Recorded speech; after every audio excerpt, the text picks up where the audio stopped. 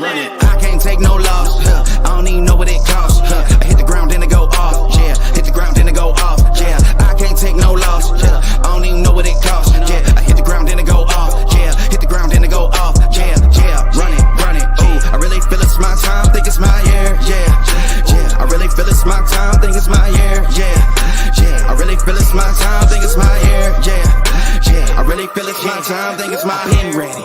Used to hold myself back, my self-esteem been petty. Gotta keep on chugging, ran through everything in front of me. Might smoke bed heavy, got a whole agenda. Can't aspire to get ahead, so bump that, it's no surrender. Got a dollar flipped up, I'm trying to get it in FT to get them when they're hand and crypto. Learn how to fix that. I don't really hold out of books, but I'ma learn how to fix that. Some opportunities will never come unless you paying attention, so no, I can't miss that. Moving, MVP, I got the record, I might have to pro something. Big jumper worthy, they gon' have to retire my jersey early. Whole crew coming, had to work something, cause I had nothing in my pocket. Yeah, I did all that. Big plans, partners trying to make profits. Yeah, I did all that. Work, sweat, and tears breaking, even no wins. Yeah, I did all that. Had to make it happen. Putting hours in my practice, I did all that. Yeah, I can't take no loss. Yeah, I don't even know what it costs. I hit the ground, then it go off. Yeah, hit the ground, then it go off. Yeah, I can't take no loss. Yeah, I don't even know what it costs. Yeah, I hit the ground.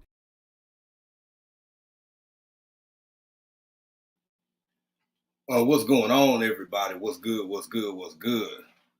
I apologize for the technical difficulties in the beginning of the live here. Said with none of my stuff play. I see people coming on over in the chat. Good morning, everybody. Happy Tuesday. Happy.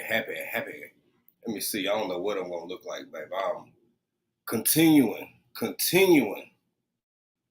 I say again, continuing to struggle stream, baby.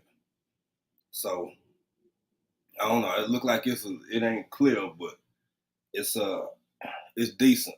It's decent. It'll work. It'll get the job done, won't it?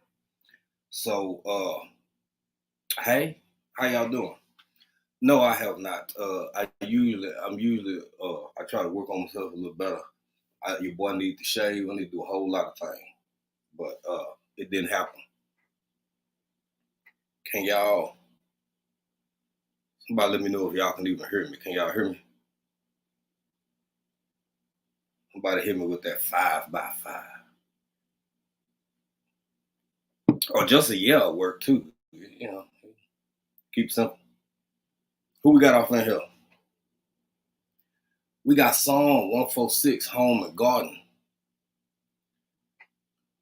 Good morning, God. Good God's glorious morning, everyone. Happy Tuesday. Right back at you, Psalm 146. Official J. Mia, how you doing, my sister?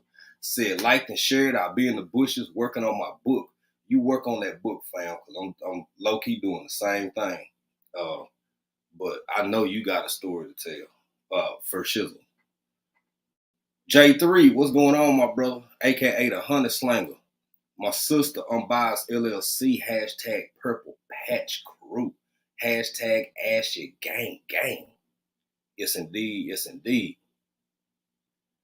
Working but listening. It's all love, baby. Better get in here and enjoy yourself, girl. What's up, Happy Mac? That's right, baby. I am indeed. I am struggle streaming. I'm going to try to enjoy it while it's still up, because it's been... I'm gonna talk about that in a minute. It's been raining for 2 days straight. I kid you not. I don't know whether I need to be building an ark or trying to build a chicken coop. For real. Hey, mama, my Renaissance grandma, how you doing, young lady? Mama, you better get in here and enjoy yourself. Appreciate that, J3. Odoms, what's going on, family? How you doing? Yes, indeed. All right, y'all. So, while the getting is good, I'm just gonna go on and get into this conversation. And before I even get too deep into that, I hope it'll work. Y'all see what I'm going through. Let me do this right quick.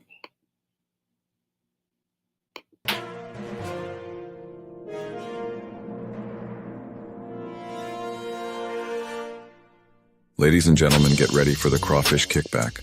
All roads lead to Brazos Bend State Park in Needville, Texas. This event will sell out, so get your tickets ASAP. Oh, and we almost forgot. There will be a domino and spades tournament. So on May 25th, 2024, get you game hands ready. Like that song says, let's have some fun. Also, there will be other dishes in the menu for those of you that don't eat crawfish to be announced soon. Let's make this Memorial Day weekend one to remember.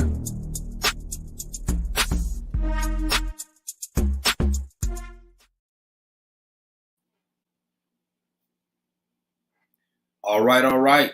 Yes, indeed. Crawfish kickback, baby. By the way, y'all do your boy a solid, please, and thank you. If you would mind, hit that like button for me. And if you also don't mind, share this live out if you feel so inclined to do so, because y'all already see I'm over here struggle streaming. I am choppy as hell from what I can see myself. Now, of course, as I always say, over here on the StreamYard side, I'm crystal clear. But the way you look over here is different. Happy Mac. I feel like Happy Mac said I need sunshine. This 1 hour sun every 3 weeks is making me ugly. It's just I just need the sun. I like the sun, man. I need it. It's been a damn near deluge for 3 days. We went straight from freezing temperatures down here to we went straight from snow and ice and freezing to rain. That ain't stopped yet. It ain't stopped yet. It's just it's horrible out here. It's ugly out here. And I don't like it because you can't get no work done outdoors like you want to. All the wood wet, all the grass, the trees, all the squirrels, beavers, everybody just wet.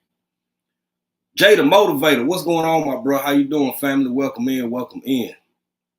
So, I don't want y'all to get me wrong, because I'm not down or nothing.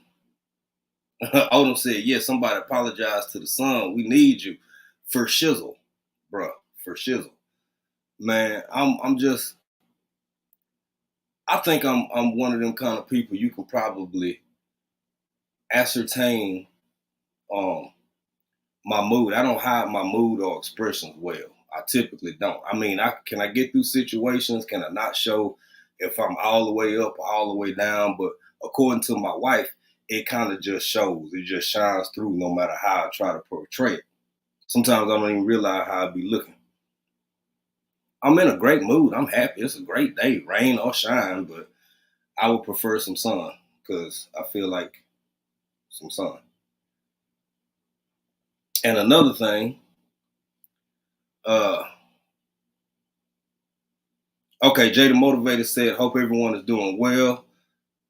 Saying a blanket hey to everyone sneaking in the gym on my lunch break to get a little workout in. Get it in, baby. Get it in. So I set this live up a day or two ago, and that's why I'm one of those frequent live people, because I do better. I ain't gonna say I don't have a strategy, but if I got something to say, the closer I say it to in that moment is why that's my expression. That's how I try to relay myself here as a content creator while I'm feeling it. And I'm gonna tell y'all, we ain't gonna get too thick in the weeds of it, but I will tell y'all something that's a bummer that I'm trying not to, because I already have my positions. One thing I didn't miss about the States was the doggone politics. I'm not ignorant to it because I knew it was going to be this way, because it's not just every year is an election year somewhere. But it's more about just the energy, the vibe, the back and forth,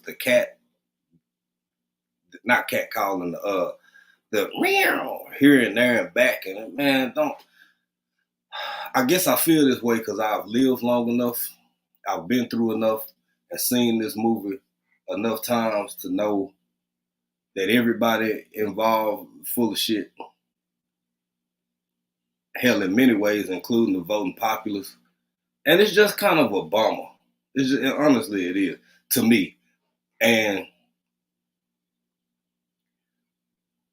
when I'm down here in some of these little country ass towns, hey, Miss April Showers Network, how you doing? Thank you everybody who coming in. I don't think I missed nobody.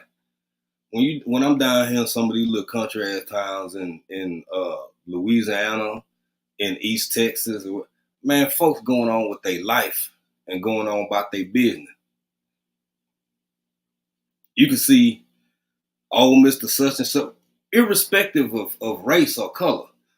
I'm talking about little bit ass towns. Some of them just got one light, baby. If they got one at all. It ain't even a city or a town. Hell, it's just incorporated into whatever's closest that's biggest. They ain't even got names. Some of them. Well, they got names, but not names that'll be on your map. And I see people going on with their little country podunk live. And that gives me a little bit of hope. What's going on, Frugal Mama? How you doing? Welcome in, Texas family. Welcome in, welcome in. That gives me a little bit of hope to see everybody ain't about just falling into the bullshit. Excuse me, into the stuff. Cause it can and will depress the hell out of you.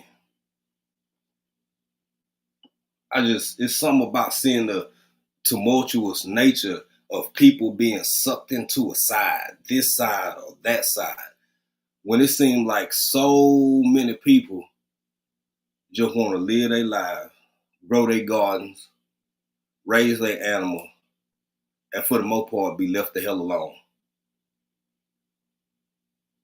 I think it's a lot more of them people. I think that's a growing consensus, more so than people want to think or acknowledge exists. Who was that coming here? Hey, Miss Shirley OG Gardner, how you doing? How you doing? Welcome in, welcome in.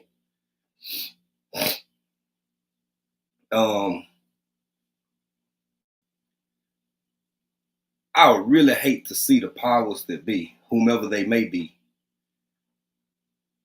I hate to turn the folk against each other. Yeah. I hate the low-key, damn near, what you call that thing? It's like a soft version of the purge sometimes when you look at it. And I gotta, even though that's not my philosophy, I gotta respect my people who adamantly and vehemently say, that's why I don't watch that shit. That's why I don't even turn TV on. I got 3 of them. I don't even turn them shits on. I be on YouTube or on Facebook or wherever working and trying to get my products out or do this or do that. Cause baby, it's the same. How long we gotta live, some of us? How long we gotta live before we realize it's the same shit over and over? Stuff, excuse me. Man, I'm cussing a lot this morning. I ain't got no home training. I apologize. Before we realize it's the same shit over and over and over.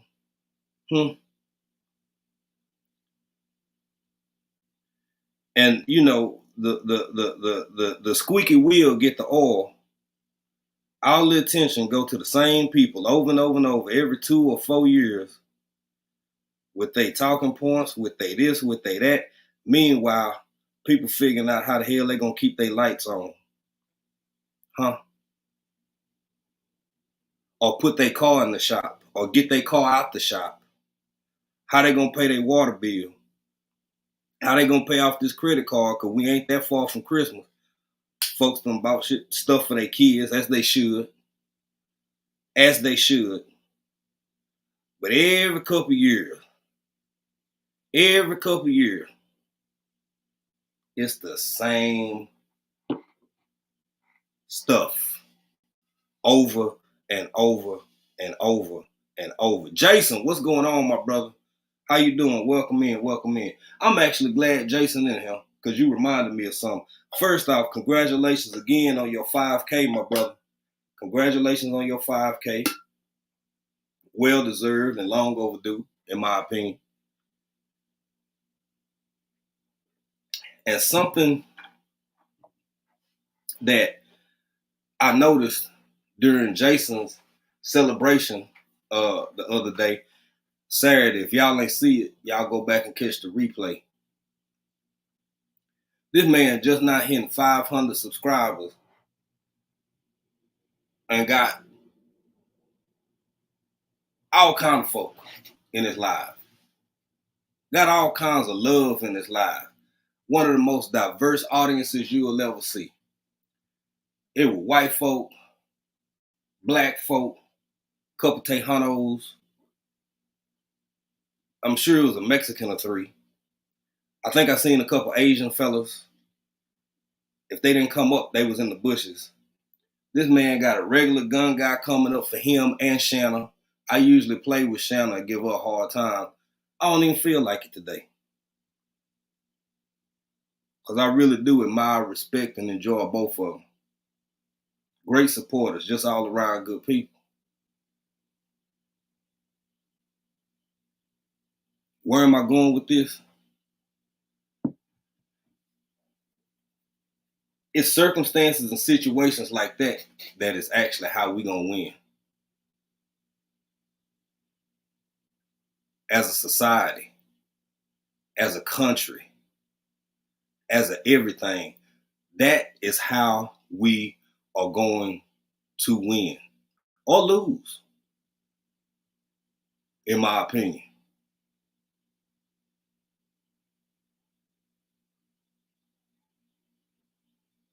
You only get one ticket, baby. You might as well enjoy the ride.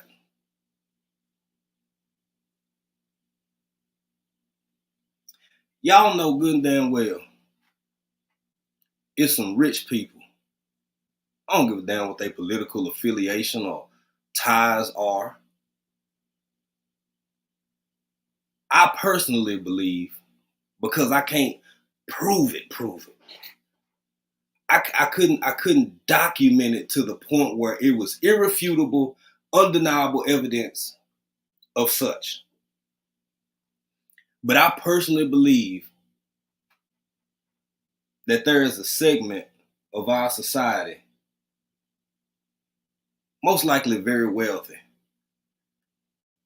sitting back laughing at all I have when they get the opportunity to see us at each other's throats.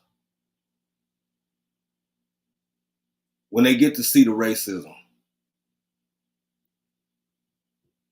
When they get to see the vitriol over people's lifestyle choices. Or people just being who they are. I don't know if that's ever going to go all the way one way or all the way the other way. But the biggest question of it is, what you going to do about it? Seriously. What's going to be your place and your space and your position in this whole debacle?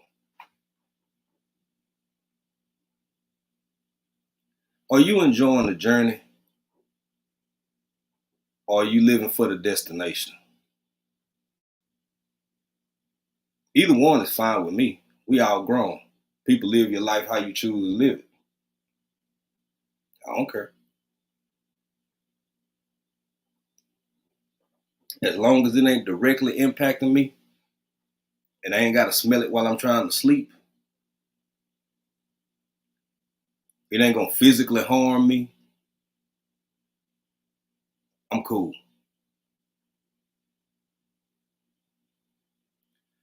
It's exhausting watching people go through the same thing every couple of years. And I'm going to get off of this in a minute because this ain't my biggest point in this live. My biggest point is, which one you putting more energy and effort into? And what makes you think that it ain't ever gonna stop?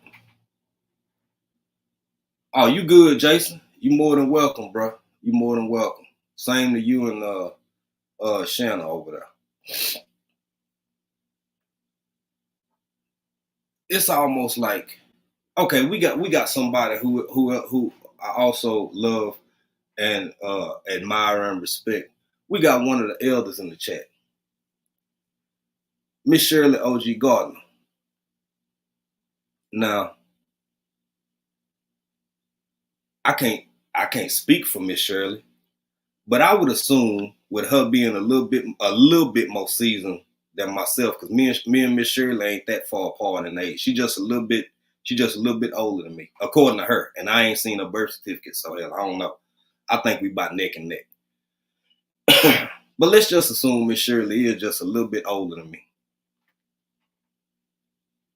What in the hell is wrong with people where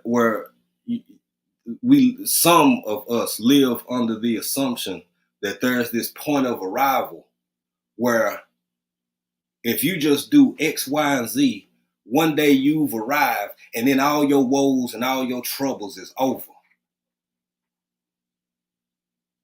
Miss Shirley, you can tell me in the chat if I'm wrong. Do you think, okay, so I understand it in adolescence. I understand it in teen years. I understand it in young adulthood. But when you late 30s, 40s, 50s, don't something click to let you know that this struggle and this thing called life is continuous and ongoing?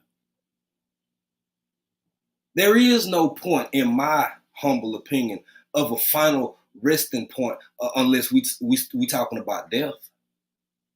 That last breath. You mean that there are people walking around this planet in their 40s and 30s thinking that just once they get that house, thumbs up, life is grand. You think it's people walking around saying, well, if I could just get him or just get her, life gonna be grand. Bye-bye troubles. If I just finish college and get this particular job with this particular corporation, life is grand. Worries over, troubles over. What the hell wrong with people?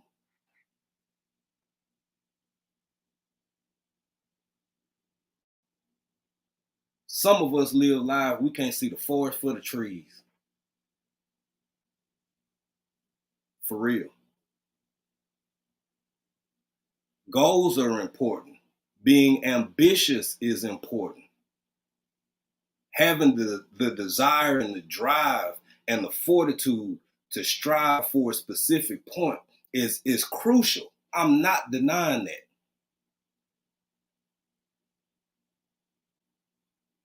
But some of us walking through life asking ourselves every day, are we there yet? Are we there yet? Are we there yet? Are we there yet?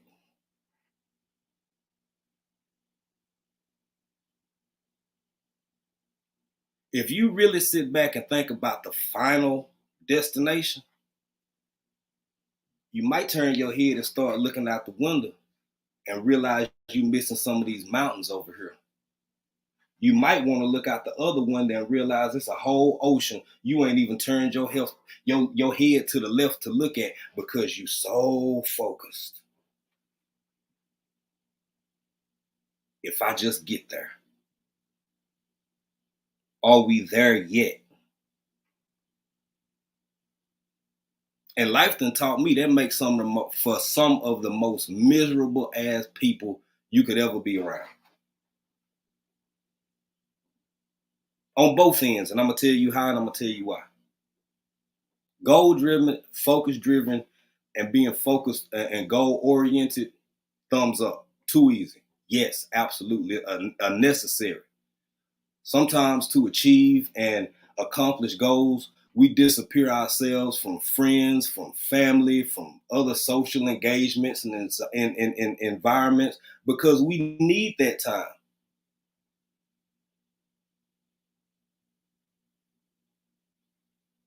But I done seen it go these two ways. You do that first, you disappear yourself from damn near anything fun or enjoyable in life. And then once you've acquired all this stuff, all the education, you got 11 degrees, you got all this shit. You done got the house, you 170 in debt because the car looked good, the house looked good, everything in it ain't nothing no less than Ashley. furniture, and you got everything you thought you was supposed to have all along. And then you realize it ain't all it was cracked up to be, and your ass miserable on the other end of that too. Are we there yet? Are we there yet? I know I only get one ticket, baby. I might as well enjoy the ride.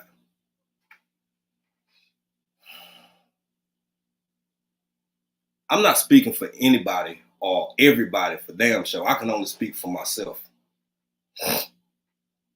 Oftentimes, people have asked myself and my beautiful wife, who was in the chat, Pieces of April, how did y'all do that? Why? Ain't no way I'm not knocking nobody because multiple people have said this to us. I'd be scared. I ain't no way in hell I could move to Africa or Japan or wherever the hell else y'all done been. The Europe. None. I ain't even going over there. And I get it. And my only response at first, I didn't know what to say to people. You know what I say to people now? I'm gonna die one day. I'm gonna die one day. I'm not talking about going out being stupid, silly, snorting lines and then getting on I-20. I'm not talking about dumb stuff like that. I'm talking about remembering to enjoy your life. You only get one ticket, baby. You might as well enjoy the ride. Sweet Thumb, what's going on, family? Drea, Heron Fitness, what's up, my sister? Congratulations. I got to check. Did you get that 2K on the other one yet? I hope you do. I hope you did. Shout out to Drea, man. Y'all make sure y'all slide over support Drea. If we got any available mods in here, would y'all drop her channel? She been grinding and she been going hard with them shorts lately.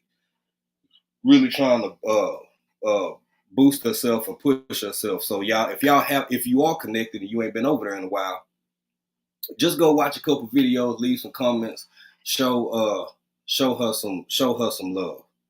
Prepared Irishman, how you doing, family? Welcome in. Thank you for being here, brother.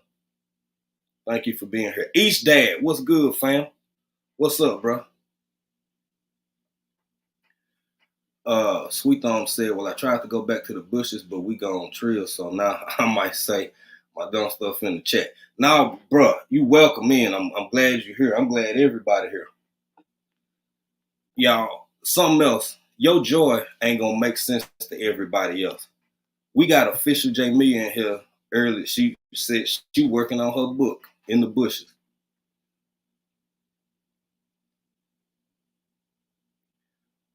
If you aspire to do the same, what keeps you from it? What keep you from it?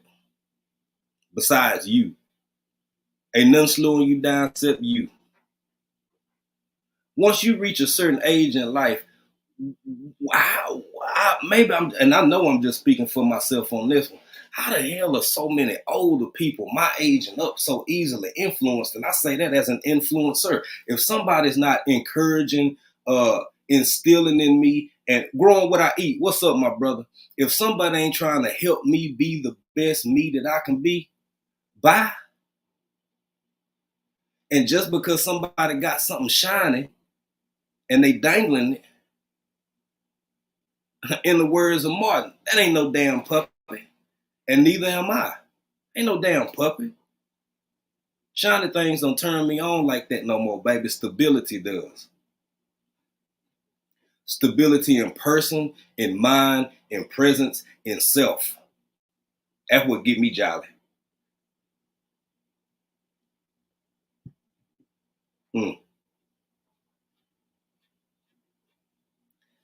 I see so many people not leaving it on the field. What do I mean by that?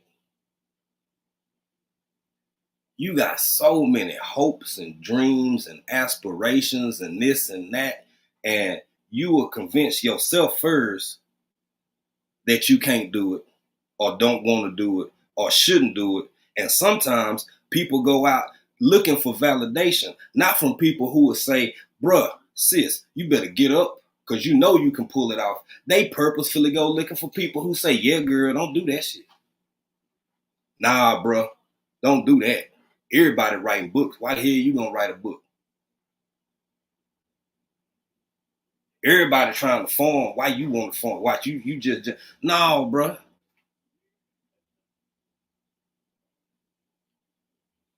It's all right. It's okay. You only get one ticket. You might as well enjoy the ride. I think all of us should only, are we there yet, ourselves so many times before something got to switch. Something got to click. Something got to click. And it's got to be okay for you to just live your life in the best way you see fit. The world is changing. The world has changed. And yes, it's true. The more it changed, the more it stay the same. But at the same time,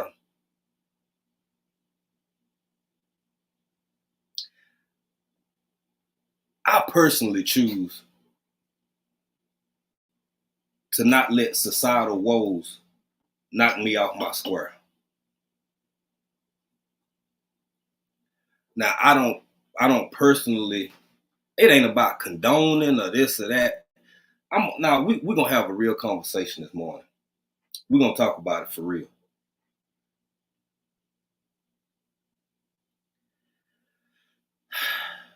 Whether we individually agree or disagree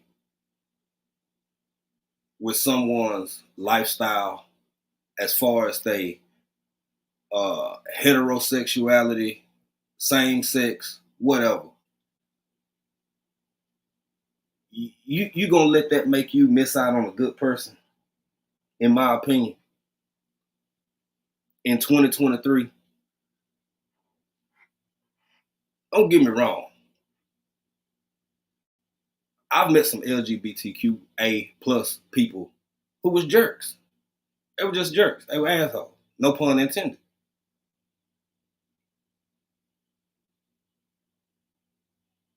I'm not talking about that.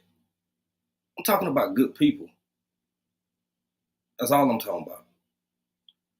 In 2023, if you white, you gonna miss out on old Devon down the road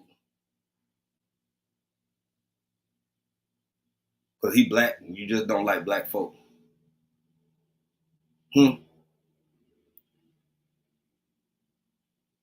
If you white and well, I just don't like the colors. We still doing that shit? Are we there yet? Are we there yet? Where every sound-minded adult can pick and choose as they see fit to incorporate all the beautiful, wonderful people that they can possibly fit into their life in this realm of existence. Are we there yet? I don't know. I don't think so. Not completely. And I don't think we'll ever be there completely. But I'm damn sure gonna enjoy the ride, baby. I'm gonna try. Mr. Arthur Butler, how you doing, young man? You better get in here and enjoy yourself. Thank you for being here, Mr. Arthur. We appreciate you. We appreciate you. If I missed anybody, I apologize, y'all. I'm kind of thinking this morning.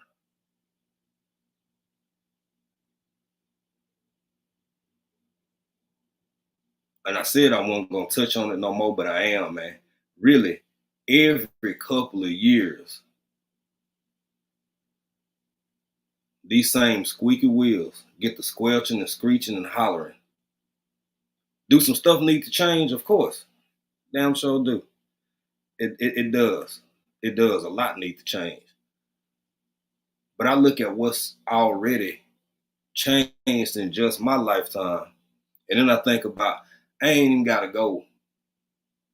I'm gonna stop at my grandparents.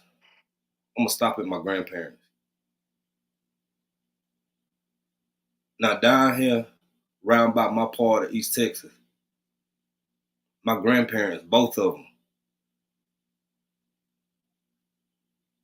No, I don't want to. I don't want to take it there. It'll. I don't want to go there. I ain't gonna go there. What's up, Chevy Addict? How you doing? Gwee still in here rocking with us, growing what I eat. Thank you for being in here, brother. Is anybody picking up what I'm putting down? Is this live making, is what I'm saying making sense to anybody? Do you feel that way? Have you ever found yourself either on one side or the other? Sometimes we get out here and party a little too hard. Sometimes we go a little too raw with it. You know what I'm saying? The young folks a couple years ago, everything was YOLO. Everything was YOLO. You know what I'm saying? You only live once, which is an absolute truth. It's an absolute truth. And if I have any Buddhists in the chat or in the bushes, I'm not denigrating your deity or your belief system. But what I'm saying is, if we do reincarnate, which is completely possible, and I done did this over and over and over, which sometimes I feel like I have, i.e., I almost said karma, i.e., deja vu and all of those sorts of things. It's possible. I'm not ruling it out as a possibility. But hell, if I only know about the one, damn it, that's all I got. That's all I got. And I live every day like it's my last one. And that's another thing. Don't let nobody interpret that or define that for you. You might have worked your behind out for the last 9 years straight and just decide for about a week and a half, 2 weeks, you want to barely get out the bed. You get out the bed to go shower and get you something else to eat and just binge Netflix for a whole weekend. You grown. You grown. Your enjoying the ride don't have to look like his enjoying the ride or her enjoying the ride. It's something going on. What is this shit where grown people feel like if they don't do it the way the next man or the next woman do it, they somehow being inadequate in the joys of life? Hey, Blue Lotus Vibes, how you doing? Miss Deborah Garrett, how you doing, young lady? Y'all better get in here and enjoy yourself. Yes, indeed, on this here Trio Tuesday. Some people's absolute best time they can have is out there in their garden, getting dirty. Sometimes some people go fishing every time they get a chance. If it ain't on the weekend, I done known dudes for real, they would get off work. They would work all day and then spend a couple hours going night fishing. That's their happy place.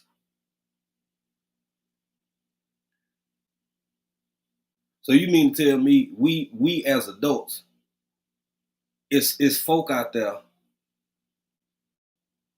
who are still so encapsulated and so intrigued by and so influenced by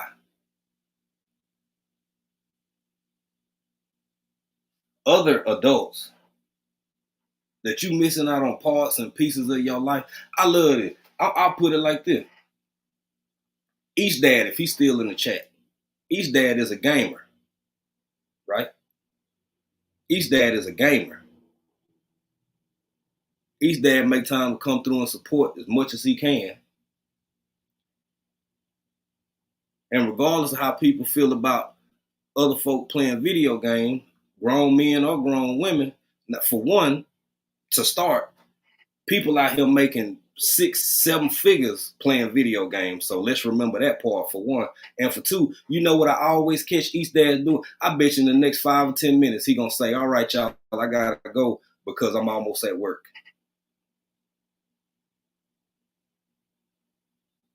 If you a grown man or a grown woman and you won't sit around and play video games to your heart's content or till you turn blue and keel over, I ain't pay your light bill. I didn't pay for your console. I didn't pay for your downloaded games or whether you got them on disk drive.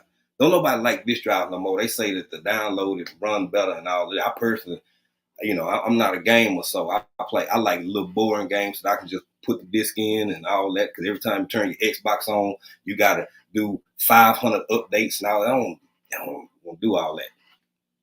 Matter of fact, if my 360 hadn't caught on fire over in Africa because of the voltage situation, I'd still be playing my 360. That's right, the old black one. Are we there yet? Are we there yet where we can leave other people alone and just not give a damn quite so much? Mr. Butler, thank you for stopping in, bro. We appreciate you. If it ain't gonna touch my bread, my money, if it ain't denigrating or insulting to me, which I can look over that pretty easily too. Depends on how you come at me and what you came at me for. I don't care. It's so much power in not giving a damn about what other folk think, say, hear, feel. Well, I do care about how people feel. Don't get me wrong.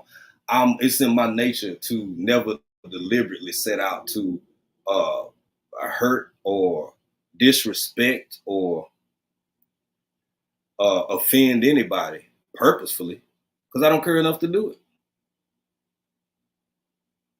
I don't care enough to do it. So whatever. But sometimes I just sit back and shake my head. Sometimes I just sit back and shake my head when I look at the state of the world, and I know where it could be, but I see where it is. And it's like, well, what do you do? What do you do? Family man, what's going on, fam? Well, welcome in here. Welcome in here. Y'all better get in here and enjoy yourself. I appreciate you, brother. I appreciate you. I would like to have Miss Shirley come up, but I know she with her she probably with the grandbaby this time of day. Oh, by the way, y'all, we doing it since we've been back in the States, it's kind of a lot. So both days, Tuesdays and Fridays, we just coming on at noon Central Standard Time. So it ain't gonna be no more 11 and then no more 12 and then no more this. And when time change comes, the only reason I'm gonna change is because of the people that come on before us. Because I don't want to be on at the same time as Andale. For one, I want to listen to her while we getting ready for our stuff, and I like her content. And everybody ain't gonna do that for you, and everybody ain't gotta do that for you. And hell, I'm gonna be honest with you, I ain't gonna do it for everybody. It's people who on the fence. I think I was listening to Miss T Live yesterday, and they was having a conversation and talking about, especially for newer content creators. I'm gonna tell you the truth. It's about over the 2 years that we've been on not Instagram. What this is right here on the YouTube machine. It's a handful of people. I would never schedule a reoccurring live. Like, I'm not finna go live every time they come up. But if it's a pop-up, you better get your ass out there. You're gonna be sitting there waiting for nobody to be on. Let that happen. Matter of fact, AfricanDreaming@gmail.com. If you waiting for somebody that you subscribe to not or even like, or basically if you waiting for somebody to never be on YouTube so you can go on, so you can get a live, you better get your ass up there and go live or do whatever you're gonna do. Or not. The choice is yours.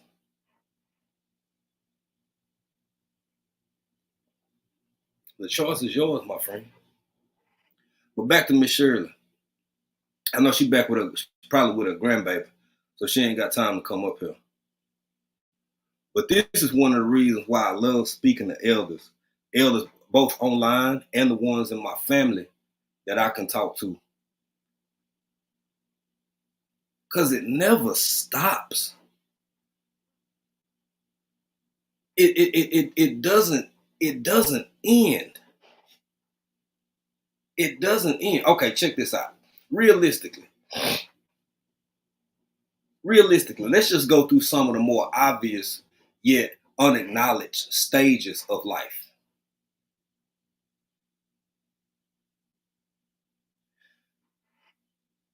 You a baby. You probably can't remember it. You a baby. You know, it may be locked somewhere deep in our subconscious. And you a baby, and you laying there.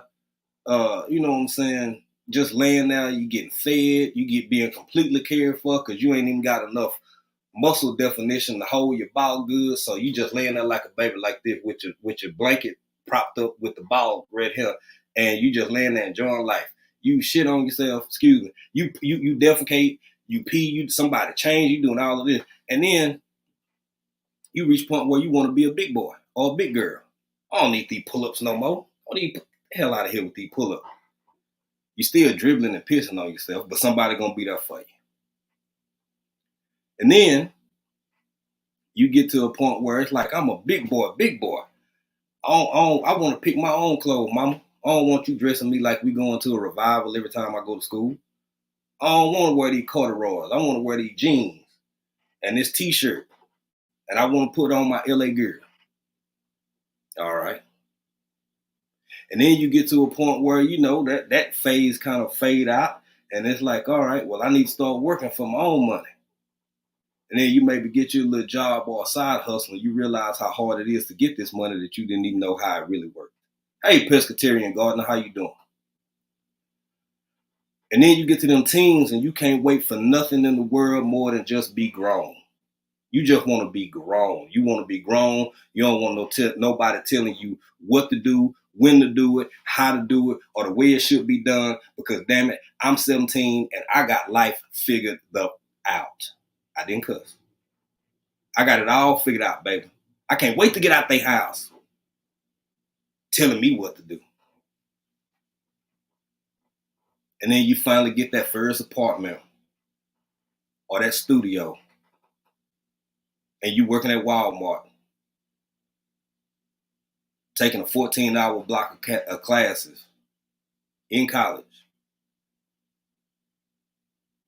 And you're like, damn, it's kind of hard. It's hard, man.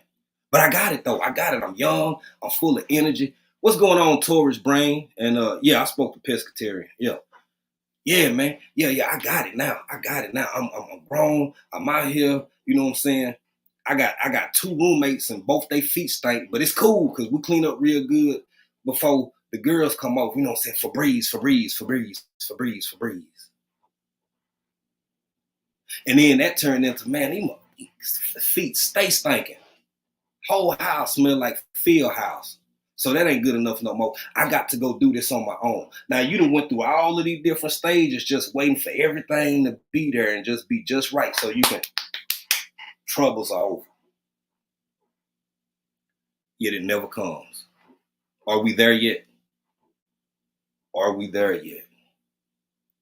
And then, I can't live with these dudes no more, man. He nasty, they feet stink. Don't let them take out the trash stuff for me. I'm tired. Okay, if I pick up some more hours over here and I stack a little bit, and if mama and them help me for the first 2 months, I can swing this $700 a month for this one bedroom by myself. I got it. And then life gonna be great and everything gonna be perfect. And I ain't gonna never have to worry about nothing no more because I've arrived.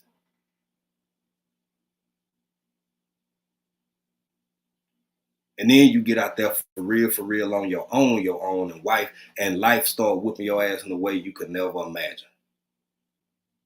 Because you can't afford to miss that shift on Thursday, bro. You got to.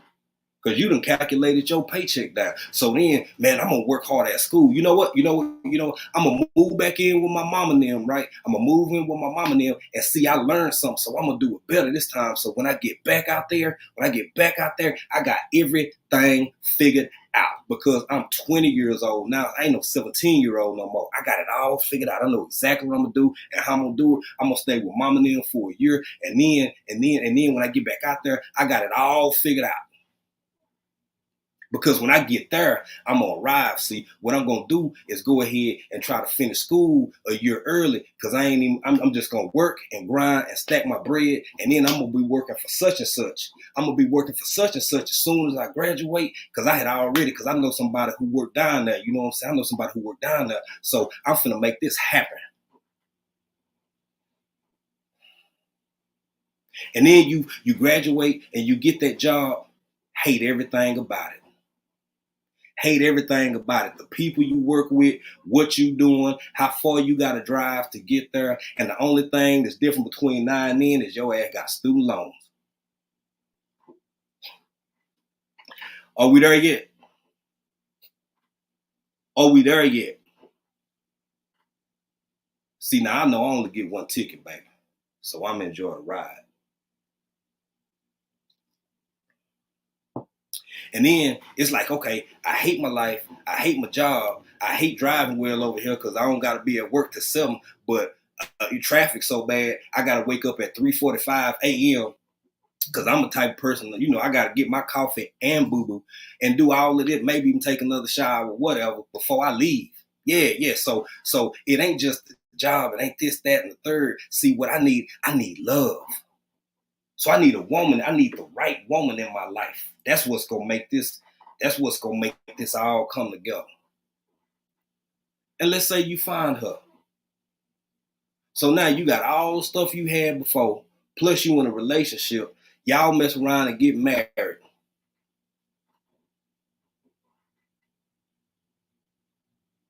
Are we there yet? Have you arrived? Does life stop, or does it get more complicated? Now follow me in this hypothetical scenario. You keep on living. Y'all done had 3, 4 kids. You know what I'm saying? 3 girls and 3 boys and 1 girl. The youngest one in curls. She the only girl, just beautiful little thing. You just love her. Everybody love her. Her name Tanya. You know Tanya. Hey, everybody love Tanya. Tanya beautiful. Now you got a daughter, 3 boys. All of them got to go to college. All of them got to eat.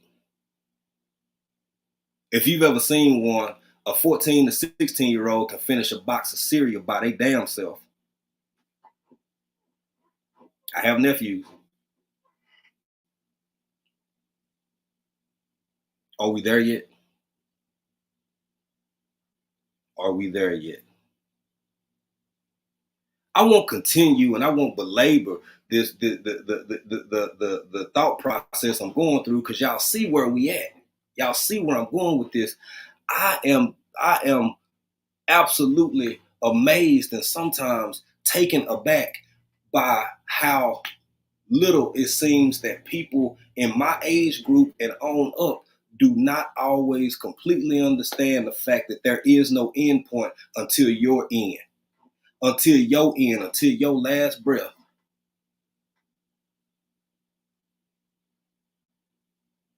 Living in a state of, are we there yet? Or am I there yet? When you're going to be confronted with circumstances and situations that you can't even wrap your mind around. Are you being grateful along the way for the blessings that you do have? Are you being mindful that somebody would trade places with you in a heartbeat? I don't care if you ain't got but $37 in your account and 16 cents in your savings. Somebody would trade with you. Somebody in a hospital bed right now.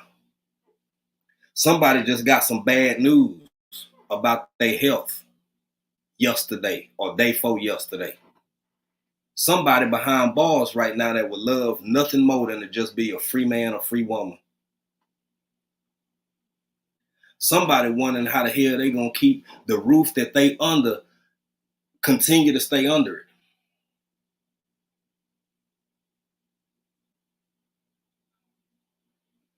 And you whooping yourself up every day trying to figure out, am I there yet? Broke. What's up, Broke Farmer? How you doing, man? Appreciate you, brother. Thank you for being here. VP, I ain't even know Vision was in here. Vision, thank you for being here, my brother. I appreciate you. I appreciate you. Thank you. Bro, we found another nursery over in Louisiana we're gonna try to tip over to. Bro, it's been raining like cats and dogs for the past 2.5 days. I'm talking about it has not completely stopped. If it don't look like it's raining, but you go out there in it, it's a drizzle. It ain't never stopped drizzling. I'm for real. I take some of these trees we done knocked down and start building an ark. Let me see. So let me get over to some of these comments. Oh, Drill's still in here. Pescatarian says, so true, just because life smacks you in the face doesn't equal failure. It's just life and how things are sometimes. Absolutely, Pescatarian. Absolutely. By the way, I love your accent. Some of y'all up north folk got some of the cutest accent. Chris said I had to walk away because I was handling a situation here at school, but I'm back for a second. It's all love, baby. I appreciate y'all taking the time to be here listening at me when y'all at work and doing all kinds of other stuff. I really do. I really do appreciate it. And another point I want to make very quickly and very briefly, I'm trying to. While I was talking, I was also thinking of how I can present this in the most quasi PC way imaginable. Y'all don't let these folks, and when I say these folks, I'm talking about all of them. I'm talking about all of them. And it's a two-parter for me because it's kind of deep. And I know I'd be misunderstood by a whole lot of people for saying this. Hell, I'm misunderstood anyway, so I might well go for it.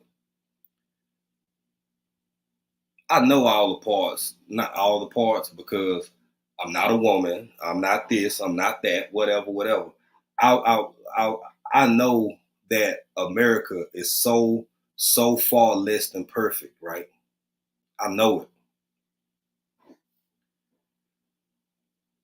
But at the same time, it's untold beauty about being here and about being a U.S. citizen. I can't change the world. I was given this world. I didn't make it. But something else that kind of I chill out about. I chill a lot. I don't go into that because that's where you start getting into sectors and I'm not a this sector. I'm not a political guy. I'm just African dreaming. We are just African dreaming. Me and April, we talk about all kinds of stuff and do all kinds of stuff. But I'm gonna stand 10 toes down on this. Even with her many imperfections, it is a blessing to be a U.S. citizen and have access to some of the resources, cultures, freedoms, those that remain, that I don't think people can fully appreciate or understand unless it's either in their nature or you done took your ass somewhere else where you get to see how it can be. Drew, what's going on, brother? Welcome in. John, how you doing? John 74, thank you for being here, brother. Thank you. Oh, Family Man said, I once complained that I had no shoes until I saw a man that had no feet. Hey, that's exactly what I'm talking about, bro. That's exactly what I'm talking about. And something else that's draining and tiring as hell. Well, let me finish that part of that thought. It is. It is a blessing, y'all. In my opinion, in my humble opinion. Some of the stuff that people get up here. I mean, when I say get up here, I mean they get out publicly on social media or wherever and this and that and got a whole lot to say. I don't trip because it's your right to say it. Ain't America grand? But you know, it's folks who would come down on me as a black man for saying that shit because it's like you can't even give credit where credit's due. That shit's exhausting.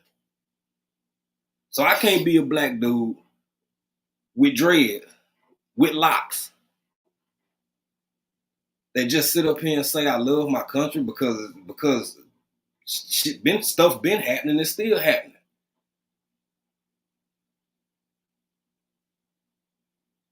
Ain't never been perfect. I understand what slavery was, and some forms of it still exist. I get that.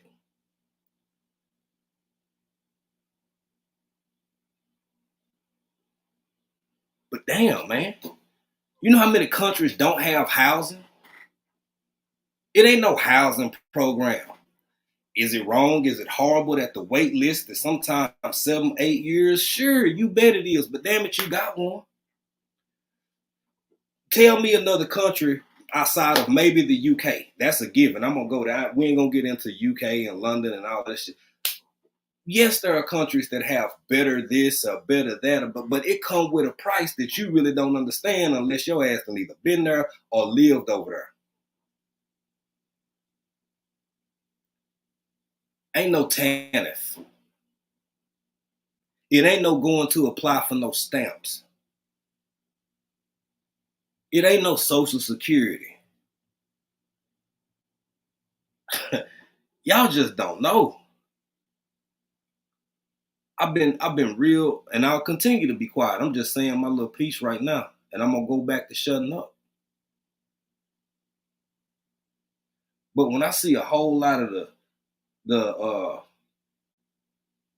stances and positions from all sides. Hey, Miss Native Cherokee, I see April speaking to you. I didn't even see you in here. Hold on. Miss Native Cherokee said, hey, here to support, currently sitting in the doctor's office. Oh, I hope you get better. Maybe it's just a checkup. Waiting to get my grain treatment. Okay, 12 shots. Oh, well, I'm sorry about that. Good luck with that. You be careful. Make sure you drink plenty of water after that. Reese from Philly, what's going on? Welcome in. Tamika Davis, how you doing, family? You better get in here and enjoy yourself. But man, that's one of the hardest. Everything's so damn complicated. Everything is so complicated. You can't you I don't want to sound like a broken record because then it gets repetitive, and I don't believe in circular conversations because they unproductive. But I'm from my personal experience, I'm telling you that even from my personal experience, even with all her faults, there is something so amazing and so beautiful. And honestly, as messed up as the system is, don't get me wrong, stuff needs to change, man. And I ain't knocking nobody for talking about what they talk about or saying what they say. But I wonder, when people doing that, do you realize that the same thing you critiquing or criticizing is the very reason why you allowed to say that at all?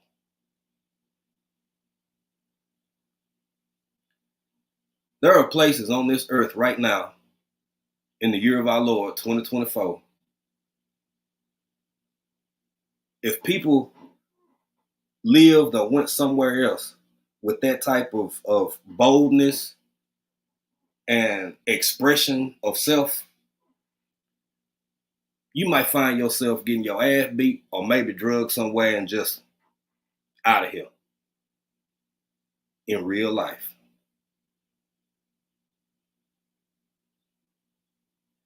In real life. Never said America wasn't an asshole. Never even said America wasn't a bully. I never said that. But what I am saying is the reason that you able to still stand on the porch and yap is because is because America, your big cousin, standing out in the front yard. In my opinion. Are we there yet?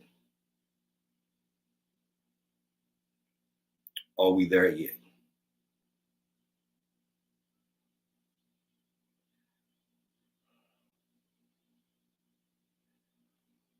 The desire to divide. Matter of fact, hold on. Let me do something real quick, y'all, and I'm going to be right back.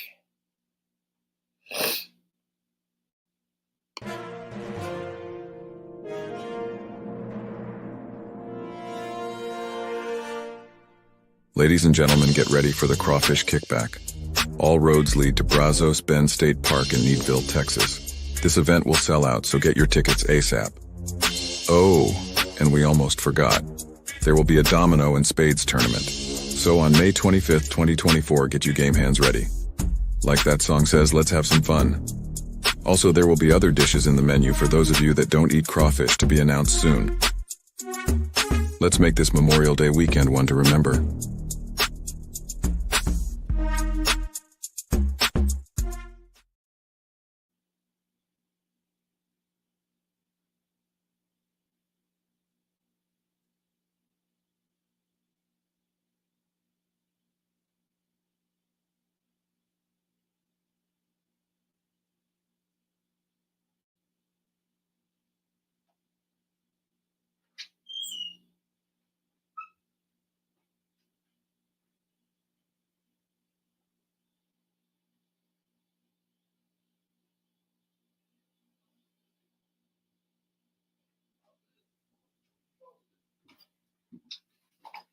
I apologize, y'all. I got prolonged a little bit. Hey y'all. I had to check. Come here and say hey, y'all. I had to check on something. Sorry, y'all. I apologize. Hey everybody. How y'all doing today? I hope y'all having a wonderful, amazing, fruitful, grateful, wonderful, wonderful Tuesday. That's right. And Bye. for those who don't know, that was Pieces of April. Sorry about the delay, y'all. I had to go check on something. But again, all of this is just my personal opinions on how I feel. Wanted to get, and another part of it is, it's been this way for the past couple of years. The longer I live and the longer that I've paid attention to politics and their, the goings on and dealings of political matters in my adult life, it's the same play. It's the same play. It's Pee Wee League football, man. It's sweep left or sweep right. Rocking with the truth. What's going on, fam? Welcome in. Sweep left or sweep right. The same play. Only thing changing is the players. Pee Wee League, and then hell, even up in the middle school. Coach will tell RB, you get behind one of them big boys, and when he pull, you grab onto his shirt tail. You grab onto that jersey. Don't always look for the A gap. Just grab onto that jersey and let him open up that space for you. I've reached the point in my life I ain't letting nobody open up that kind of space or that kind of gap no more. I want and need good people in my life. And I know it's coming. I know it's gonna be some craziness. I know it's gonna be some foolishness. I'm a pretty cognizant human being. I know racism ain't dead completely. I know sexism ain't dead.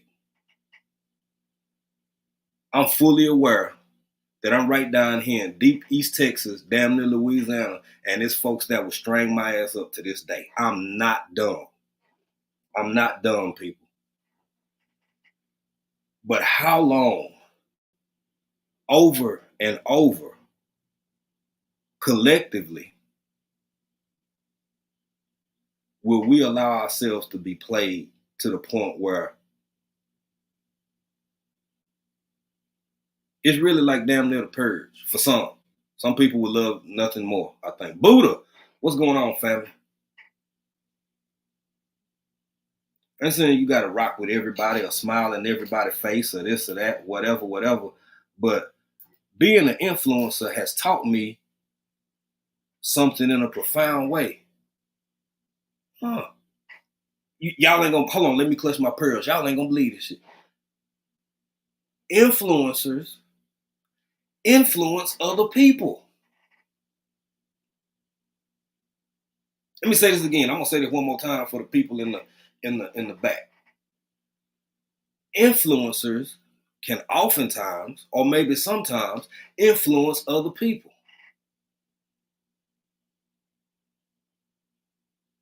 I wake up some days and everything in my existence just seems like a big sigh. Honestly.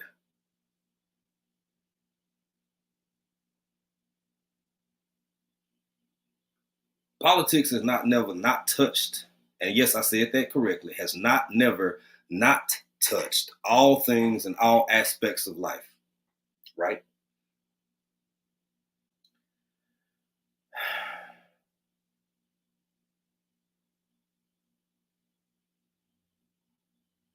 I'm gonna stop there. I was finna go to Sassy. What's going on, man? How you going on? How you doing, my sister? Welcome in. Sassy said the experience with Sassy, for those who don't know her, said, let me put this up here.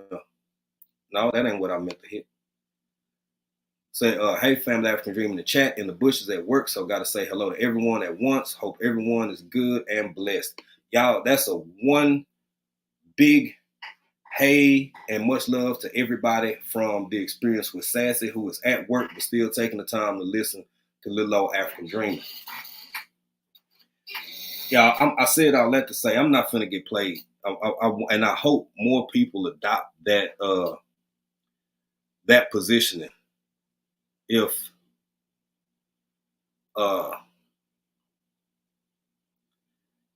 before it tears us apart, some stuff is already so far gone that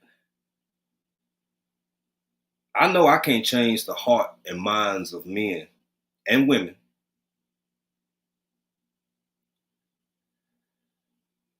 But when I do pray, I just ask for discernment to understand who's who ain't who, peep game, trust my instinct, and keep living every day. Cause some of this is just it's y'all, it ain't even got all the way there good yet. It's absurd. It's absurd. And I don't want to be a part of it. I want to be a part of the solution and protect my family and what little bit we got. And thank the Lord for another day and keep on pushing. Yeah, so I'm in, okay. Hey, Buddha, I'm reading what Buddha put. Has so many flags. They were 2 rows with trailers, the bottom of the house, and this third hill. And wow. Well, I hate your experience that. Now, for me, that ain't nothing new. I grew up with it, seen it, done it.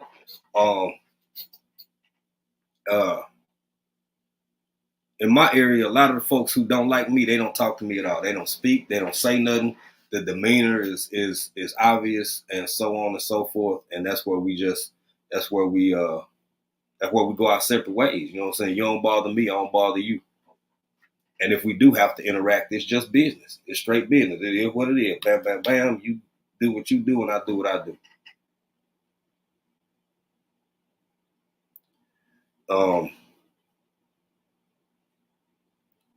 I just hope people really kind of marinate on it and think about what I'm saying and why I'm saying it. Are we there yet? I don't know. I know I'm relearning because you never stop learning, you never stop growing, you never stop experiencing, and living under the idea that you have an arrival point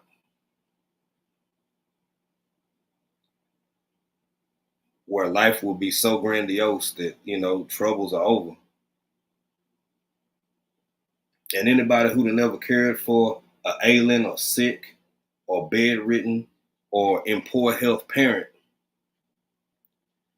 I usually don't quote scripture on here, but I don't get too deep into this. Once a man, twice a child.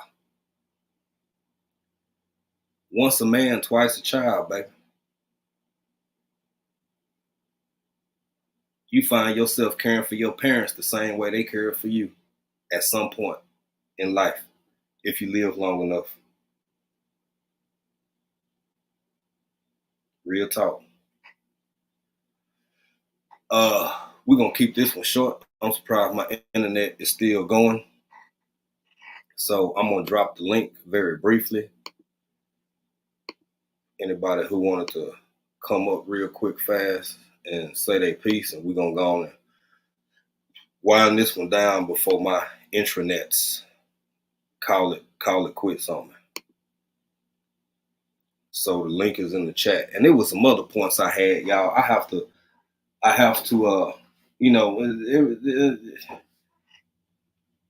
it's out here for forever once you put it out, and I try to very meticulously sift through my words, not for being overly PC, but because I have to live with the consequences of what I put out in the universe and in the ether. And it's so easy to be misunderstood. I make a point to try and be watch that. Buddha of Destiny Namaste said, yes, he helped me walk again at 25. Almost passed away because I got hit by 18-wheeler, but I was there by his side. Hey, that's what I'm saying, Buddha. If y'all don't know Buddha done been through a lot. She's been through a lot and still strong, still a good person. Oh, it's all good, fam. Hey, Gina, what's going on, my sister? How you doing? Welcome in. Thank you for being here. Appreciate it. Gina is listening from work and said hello to everyone. That's cool, Buddha. Take your time, baby. You rewatch it when you get a chance to rewatch it.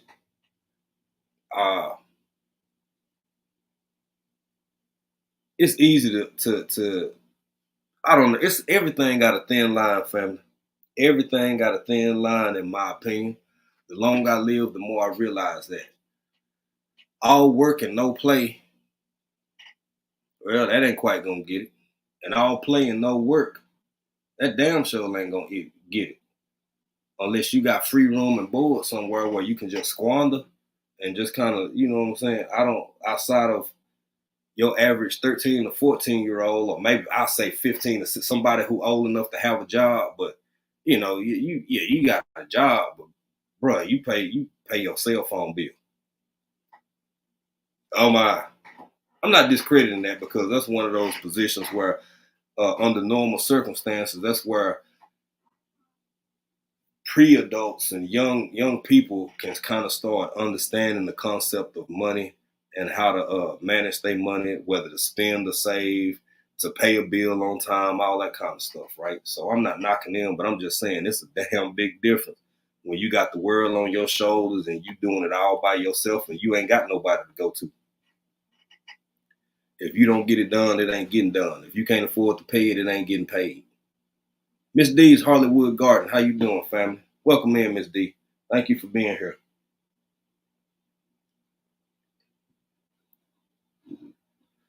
I hope I'm not leaving out the other half because there are some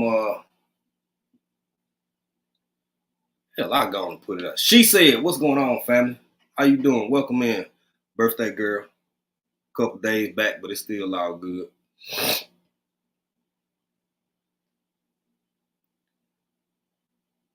I just want to see everybody be who they're going to be without it turning into a whole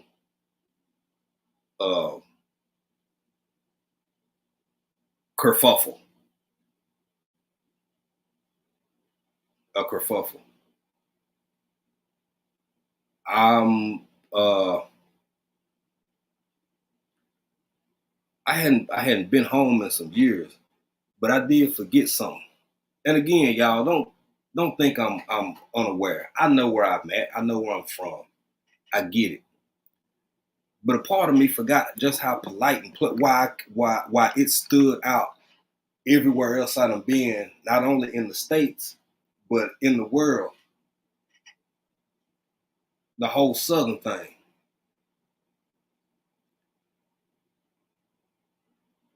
Where people be in the grocery store or out anywhere, if they walking right in front of you and damn near knock you out, oh, excuse me, I'm sorry. Or pardon me, or excuse me. Simple stuff like that. Simple stuff like that. Pardon me, excuse me, I'm sorry, y'all. That's for black folk, white folk, Mexican, whoever. It just comes with the culture. Meanwhile, hell, in Seattle, I'll say not that. I'll say not that. And what's up, Hands in the Dirt? How you doing, my brother? Thank you for being here, fam. I planted some more of your whatchamacallits, the jalapenos the other day. And I got some sweet peppers I'm finna get ready to plant right now and set them in there. By the way, Miss Shirley, thank you for the reminder, for the suggestion, because I done did it before, but I was thinking, man, it's kind of cold out at this time of year. Foam egg crate. Foam egg crate, just to get your seeds started, close the lid, keep them warm, and they can just sit in there and germinate. Next thing you know, you got some little bitty sprouties right there. I'm gonna tell you something else back on that. I don't have a problem with. I ain't got no problem at all with. Do I understand all parts and aspects of it? No. Is it all right for black folks to be conservative? Sure. And I'm not finna get deep into no political back and forth and all of that. I'm just saying I personally don't give a damn. All right, for whoever to be liberal as they want to be, sure, don't care. All the stuff in between. But going back to my people for a minute, all y'all my people. But I'm talking about my people. I'm talking about this right here. Black folk. You know, I'm saying shit. I love seeing the diversity in that. If somebody a little bit more conservative leaning, why is that a problem? If they're a little bit more liberal leaning, why is that a problem? If they like myself and they find themselves being independent, why is that a problem? It's that time of year. We in the season with an upcoming election where anything that can tear people apart that hadn't already been said, will be said. And I just hate seeing people from any race, nationality, or demographic slip for the okie doke. Meanwhile, real freedoms that we can all appreciate being thrown out the damn window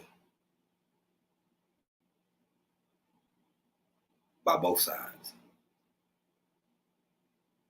There, I said it. If y'all don't see me Friday, then the people, they came and got me. They came and whipped my leg. That's just how I personally feel about it. It don't look like nobody gonna come in the chat, so I am going to get to a couple of reminders real quick fast.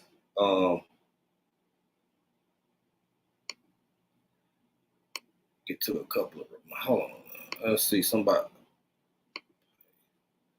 Family man said a friend, and I was, let me put it on the screen. A friend and I were in front of my front yard talking the other day. Everyone that drove by, he waved at them. I asked him if he knew them. He replied, man, I'm from down south. We waved. When we out in the front, not only do we be waving at people we don't know, hell, it be people who just see us out in the front and blow and wave for no, I ain't never seen that truck in my life. I have no clue who that is. I ain't saying it's all perfect. I ain't said it's all perfect. I ain't said it's all good. I said it's just a certain demeanor and a certain way that people present and come, you know, I mean, I know for a fact Southern hospitality is a real thing, man. I know it is. I just didn't realize how much I missed some of it. And sometimes I ask myself, is where I'm from, have it always been like that, or was it me that changed? I think it's a little bit of both, but it's definitely me, because sometimes when me and April out, and I'm like, baby, do you remember this being like this, or that being like that, or that being like that? I just, y'all, I think that's one of them instances where I was asking myself, that was that phase in my life. Am I there yet? Instead of enjoying the ride.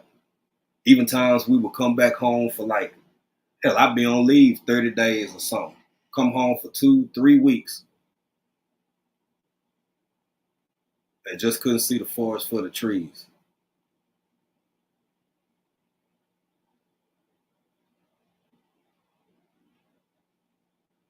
Yeah.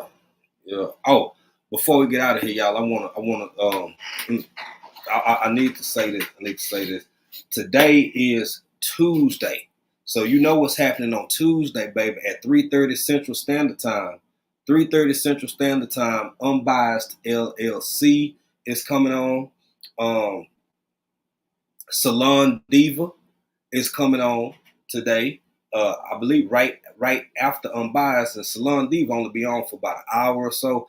And you know my man is doing his thing on Tuesdays, none other than Vision of Preparedness. Excuse me. It's gonna be going live tonight.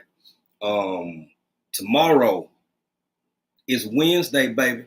Y'all know what happened on Wednesdays.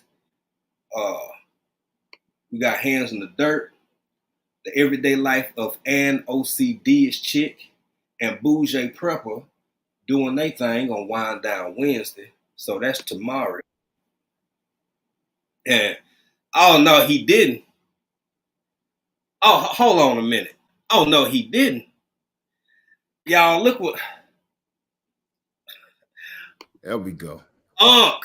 What's going on? I'm waking up late. I caught something you said. How you doing? Matter of fact, before I even get going and talking junk, man. How you doing? I am blessed. I'm doing great and hoping to get better. How you and Lady Leg doing over there? Oh man, we cool. I saw your face. And I couldn't make it out, so I was just listening for a minute, and I caught the Southern thing. Mm-hmm. But it was like you gave off a vibe to me. Man, my computer's right here, and I'm walking by. Your face gave off the vibe of like worry. I said, let me see what's going on. Yeah. That face that you had, it was like, man, what do I need to catch a flight? What we got to do? Right? What should I bring? What will they allow? I need to talk to regular gun guy and see exactly how I can bring them things on the plane again. I know it's a certain way you gotta do it. You know. My bad. No, man, this is the part people need to hear, and they need to see the reality of us content creators. Mm-hmm. Now, I'm not sure what the message was today. I just had to come in and tap in real quick. And I heard you say about the South. Somebody just said before I came on about the South, and you said something about waving in the front yard. Mm-hmm. Okay. I don't know what's all being talked about today. I do want to touch on that. You touch on, go ahead, whatever you want to talk about. All right. When I was coming up, I was born in the North. I don't know how many Northerners you know, but we're defensive. Mm-hmm. It ain't a whole bunch of that. Hey, how you doing? It's good to see you. It ain't. Right. We don't do that. Because you do that, that's showing vulnerability. Will show tonight him. Right. Okay. Right. People don't talk. We bump each other's shoulders, walk by, and if you get out of that alive, you doing good. But talking back and forth, no. Yeah. Yeah. And what you said about the South is so true. Now I know, and I'm not gonna get down this alley. I'm just gonna peek around the dumpster a little bit. Go ahead. Okay. On people told me from back home, don't move down south. Don't move down south. It's racist down there. You heard what they do to people down there? And I always kept saying, do you know what they do to people up here? Just because it's out and in your face down here, I've dealt with it a many times up there where it was like, their form of racism was you can't have the job. And frankly, I'm keeping it real. Frankly, I'd rather know that you don't like me and you call me what you gonna call me, so I know to stay away from. Go ahead. You can talk. You can talk. Then I wait for months and months waiting to get the Exactly. call back from the job. And my life and my family is dependent on it, and I can't get it. And they'll say, yeah, we haven't got to your application yet. Your application was in the trash as soon as you left the office. So I'm saying all that to say this. My mother is from Goldsboro, North Carolina. So we're originally from here. Okay. So growing up and me being born in the North, I'm kind of like that hybrid, like you in Africa, right? I'm that hybrid. So I'm born in the snow, but I'm Southern to the roots. And I used to tell my mother, she quick to wave at people and, hey, now how y'all doing? Everybody looking at my mama funny. The neighbors, when I'm a kid, her peers looking at her like country bumpkin. That's how they thought of my mama.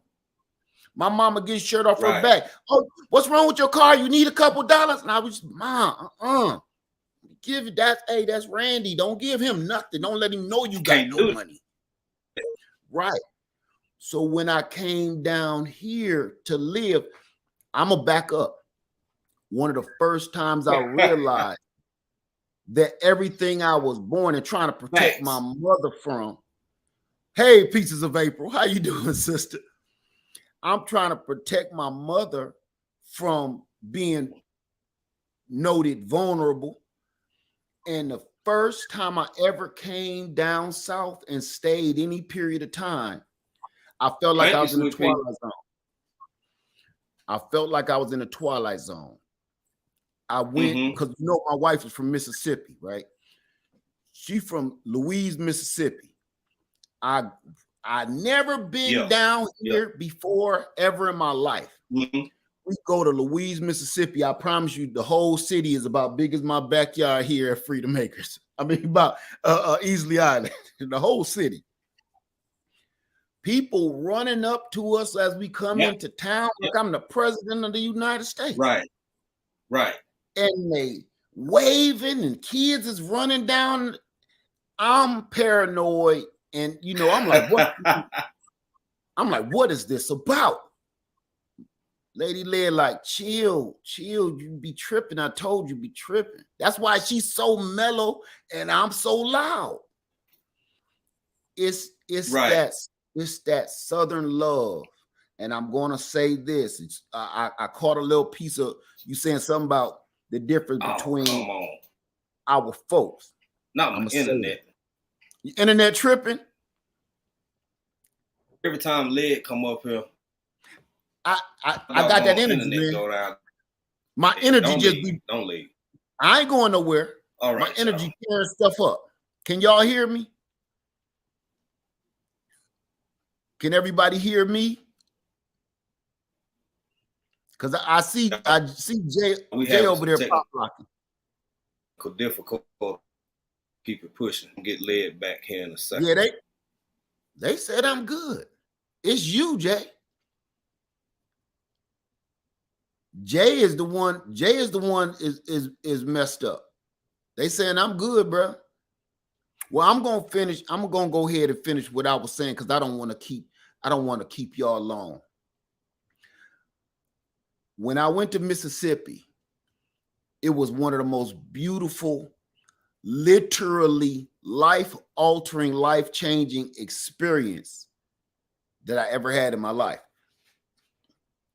And it made me go back home when I was done to go back and tell my mother, I get it now.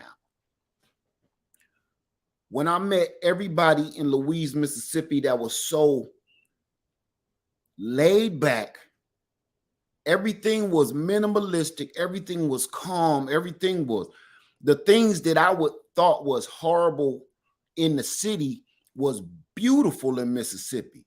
You know, everything is simpler. Out of all the stuff that was being done and said, everybody just showed they love to one another. And better yet, even the people that they said stay away from them, you know, they be done, you know, pulled you along with their truck.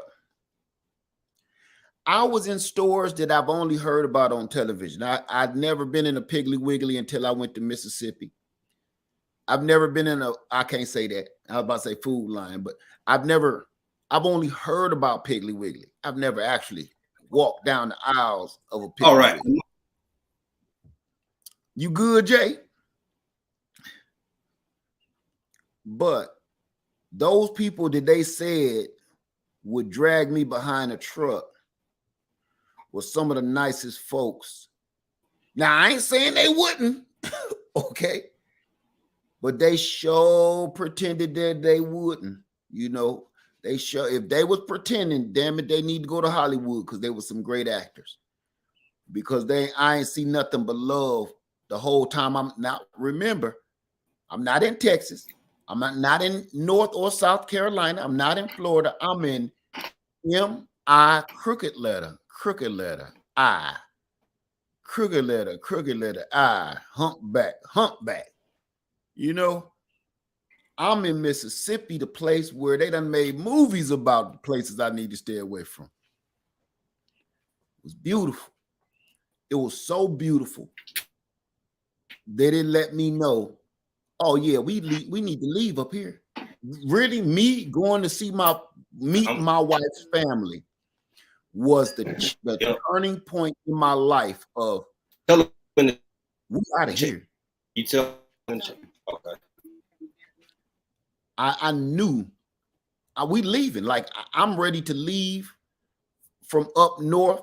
Mad disrespect for my folks up north. Y'all know that. But at the same time, you said something about it was something political you said about one way or the other. I ain't gonna go down that alley, but you know, if people understood, one of the biggest problems is people don't understand one another. You don't understand why they voting for this, and you don't understand why they voting for this. If more Northerners came down here, and I ain't talking about on summer vacation and just stayed on the beachfront. If more Northerners came down here and understood long enough to understand the culture, stay about 2 weeks and don't come down here judgmental. Just come down here to understand. Come down here with a pen and a piece of paper and take notes. Take that back home when you go back home and study them notes on what you saw. Don't be judgmental. Just take notes on the culture. And the people from the South go to the North and do the same thing. And once we all understand each other a little bit better, you know, I think we get along a lot better. But one thing, that Southern thing with everybody waving, like you and Homeboy said, I get it. Matter of fact, to this very day, I've been living in the South now almost 23 years. And to this very day, I have to make myself, because of the way I was raised, to be more openly kind. You know, because I was raised not being very trustworthy. But I have to be like, hey, how you doing? Every person that doesn't say, hey, how you doing back or wave back, this is a thing I put in my head. Oh, they must not be from here. If we going out of the Walmart together, I try to look at license plate, the car they going to, I'd be like, oh, knew it. New York plates. They got Illinois plates. I knew it. What is it? Ohio plates. I knew it. Every time. But I don't want to keep you, man. I know y'all been up here for a minute. I just had to come in here and man, show some respect for the room, show some respect for the folks in here. And I'm definitely gonna have to jump back on and check the replay, because boy, your face made me sit down, man. You see, I still got sleep in my eyes, and I was like, oh, what's wrong? What's going on here? I need to make sure you're okay, man. I just bought some kibble for them Glockwallers. Do I need to go ahead and feed them up real quick? Because I can't have you, man. I can't have you looking gloom and doom like that. We can't have that. All right. You made me nervous, man. Made me nervous. Let me see what we got. Say everybody. I'm trying to see. Let me see who's in your chat. Let me see who in your chat. Let's see. Hey, Andale, how you doing? Hey, Nightbot, if that's a thing, because I don't have that, I don't know what it is. If it's a person, if it's a robot. Hey, Wellness with Frugal Mama, Buddha of Destiny, Unbiased LLC. What's going on, April Showers Network? How you doing, April Showers? Buddha of Destiny. I think that was you that was talking about the waving the hand. And that's Nightbot. That must be that robot thing. Hey, Miss Native Cherokee. What's going on? What's going on? It's good to see everybody in here. And I am not about to take over Jay's chat. I'm not going to do that to my man. Soon as he can figure a way out to wiggle back in here, because I don't know how to step down. How you doing, Unbiased? Hey, Happy Mac. AJ's green topics. Say waving the hand, huh? Yay, hey. I'm used now. I'll be like, I'm like Princess Diana now when she can't tell me nothing. And when somebody don't wave back, they ain't from here. Don't look at them funny. They ain't from here. They don't get it. Don't hit nobody. Hey, Psalms 146. Thank you. Say great live lead. This is Jay. Grown what I eat. What's up, brother? Family man in the house. This is Jay's live. I just kind of commandeered his live. Buddha of Destiny says, I was talking about Mount Mitchell was my first experience in North Carolina, was December 14th to 28th at Mount Mitchell. I wanted out of there. I don't be waving to no one. Okay. You know what? Okay. Where are you from, Buddha? Where are you from? Buddha of Destiny. Where are you from? North or south? Say, what's the name of your channel? What name is your channel? Where are you from, Buddha? Okay, my bad. See, that's why you don't want to come over here. Man, every time we up here together, I kid you not. You have to say, man, what New Year's or something? At least I'm back this time. I'm over here struggle streaming in the woods, bro. I'm struggle streaming. That's okay. I'll hold it down for you. I appreciate you. Oh, no worries, man. No worries. I just wanted to come in and let me see. And support, man, mad respect, and I'm definitely gonna catch the replay because there was a couple things that I thought I heard across the room that kind of started drawing me over this way. Right. Definitely want to touch on some points. That's a matter. I just want to say real quick, while Can you hear me? Yeah. Okay, I just want to say real quick while I got you. So as I went into this conversation, you this is something you do like you're very skillful at it. You ever want to just really talk about some stuff, but you realize that you have to measure and balance so much of what you say and how you say it, because it can and often is either misinterpreted or misunderstood or this or that. Now I don't do politics either. I'm not gonna suck folks into a conversation about something that I know not gonna be ongoing. But I love that you teach and promote self-sufficiency and self-reliance. Ain't that at the end of the day, ain't that really all any of us can do at this point? Yes, and to me,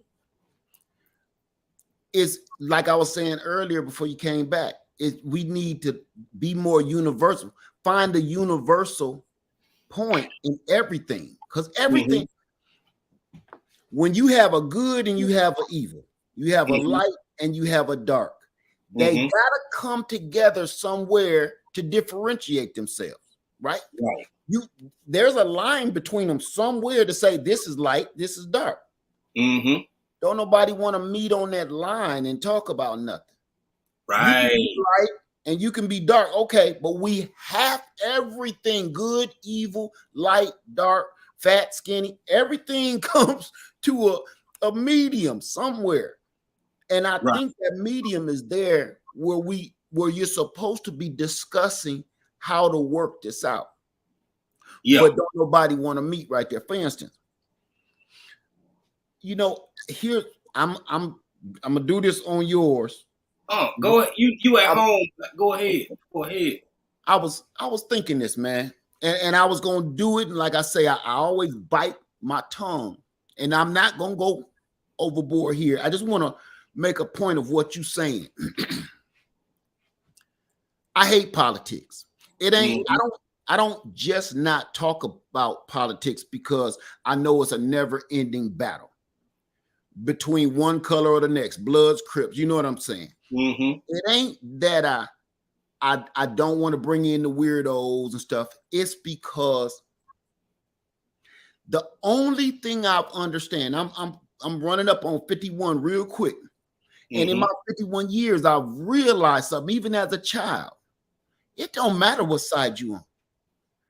Because this is my analogy on that. Have you anybody raise your hand? Have you ever seen the movie Alien versus Predator? Anybody ever seen King Kong versus Godzilla? Anybody ever seen the movie Freddy versus Jason? Anybody? Okay. That's my analogy of politics. It don't matter who's going to win the battle between Freddy and Jason. It doesn't matter Alien or Predator. It don't matter Godzilla or King Kong. Just remember this. Whoever loses, you're rooting for him. Yeah, Godzilla won. Now Godzilla is still going to come and destroy the city. Come on. You hear me? Yes. It don't matter. Freddy versus Jason. It don't matter who wins. They are standing on the dock. I hope Freddy wins for what? Because if Jason wins, he's still about to slash that us up. Exactly. So that's why I hate politics, because what we have turned politics into is a baseball game, a football game. And my spin on it, and I'm trying to be as universal with my words as I possibly can without, touching on anything, is this. I'm going to tell you how wrong all politics are. What if, bear with me, what if there was only 2 football teams? What if there was only 2 basketball teams? Would you still keep paying this $500 ticket to come see these 2 teams play, where you know all of their teammates on this team, you know all of what this player, you know all his strong suits, all his weaknesses, you know his special moves he gonna pull, you know everything he gonna do before he even do it, you know all his stats, you know how tall he is, you know how much weight he done gained over the last season, you know everything. So you can predict the outcome every time, right? What if there was only 2 teams? You would not keep going to pay that high price ass ticket to go watch these 2 teams because you already got them figured out. Right. There is nothing different with politics. We need some more teams in there. Yep. We know what this team gonna do. We already know they players. We already know, like, yeah, he getting up in age. Shouldn't he be retired? You know, he got a bad knee. You know what I'm saying? Right. Like, you know, he got that injury last week from falling off the bicycle. His helmet fell off and all that. We know what these players got a problem with. And this team over here, we know they play dirty. They play dirty. So we don't, you know, they be stuffing the ball and they be putting weights in their gloves. You know, this team over, we can't trust them. Right. That's politics to me. That's why I don't argue about them. I don't discuss them. I don't like them because we have turned politics into literal teams, like Cowboys fans. No matter whether your team gonna lose for the next 15 years, you gonna wear your doggone Dallas Cowboy gear and rep it to the fullest. Like, I know we losing, but we gonna come back. Facts. Facts. But those are sports, see? Those are sports. We're doing this playing with our lives, though. Facts. We're right now, we just betting on the Cowboys. But when we do that same thing with politics, you betting on your life, you betting on the life of your children and your children's children. Politics is not a game, and we've turned it into a game. Yep. You understand? That's why everybody walking around repping that red hat or repping the blue hat, because they've turned it into, look, they're selling memorabilia for the political okay. That sounds like the outside of a Dallas Cowboy game, right? Before you go in the game, you get you a pretzel, chili dog, a drink, and you buy you a hat and a t-shirt, right? Right. Why is the political rallies looking just like a doggone football game? Before you come in and support your political rival, you buy a hat, a chili dog, a pretzel, one of them big ass hands to say we're number one. It ain't no different. Am I lying? Facts. That's why I stay away from it. Because no matter who wins, they still coming to tear the club up. That's all I know. That's why I stay away from it. That's real. That's real. And I'm on to add to that third point, to your basketball analogy. The truth of the matter is, as you kind of some other recent social media or social issues have been out there, like you said, this comedian's still rich, that one's still rich. What about your life? So that's one. To that basketball analogy, all of these millionaires, whichever team they play for, after you done paid your $500 ticket, will be on a jet, private or otherwise, and go on about their life and about their business. And the reason that I try to have conversations, even though I may formulate them very subtly, if you can't pick up the pieces, baby, that's a you problem. Now, I don't have to disseminate everything to the lowest common denominator in every conversation. If you can't read between the lines, I don't know what to tell you. Right. I see certain, and this is tying back into that original question, which you answered profoundly. But look here, I've been in places and lived in places. I see something starting to happen here. I ain't saying it haven't been dangerous. I'm not saying it haven't been wild. But if it continues on this trajectory that it's on, family, it ain't looking good in my opinion. It's not looking good. It's not looking good. Not at all. I had somebody in one of my videos keep telling me I need to stop worrying about living in America and just move to Africa. Shit. And I said,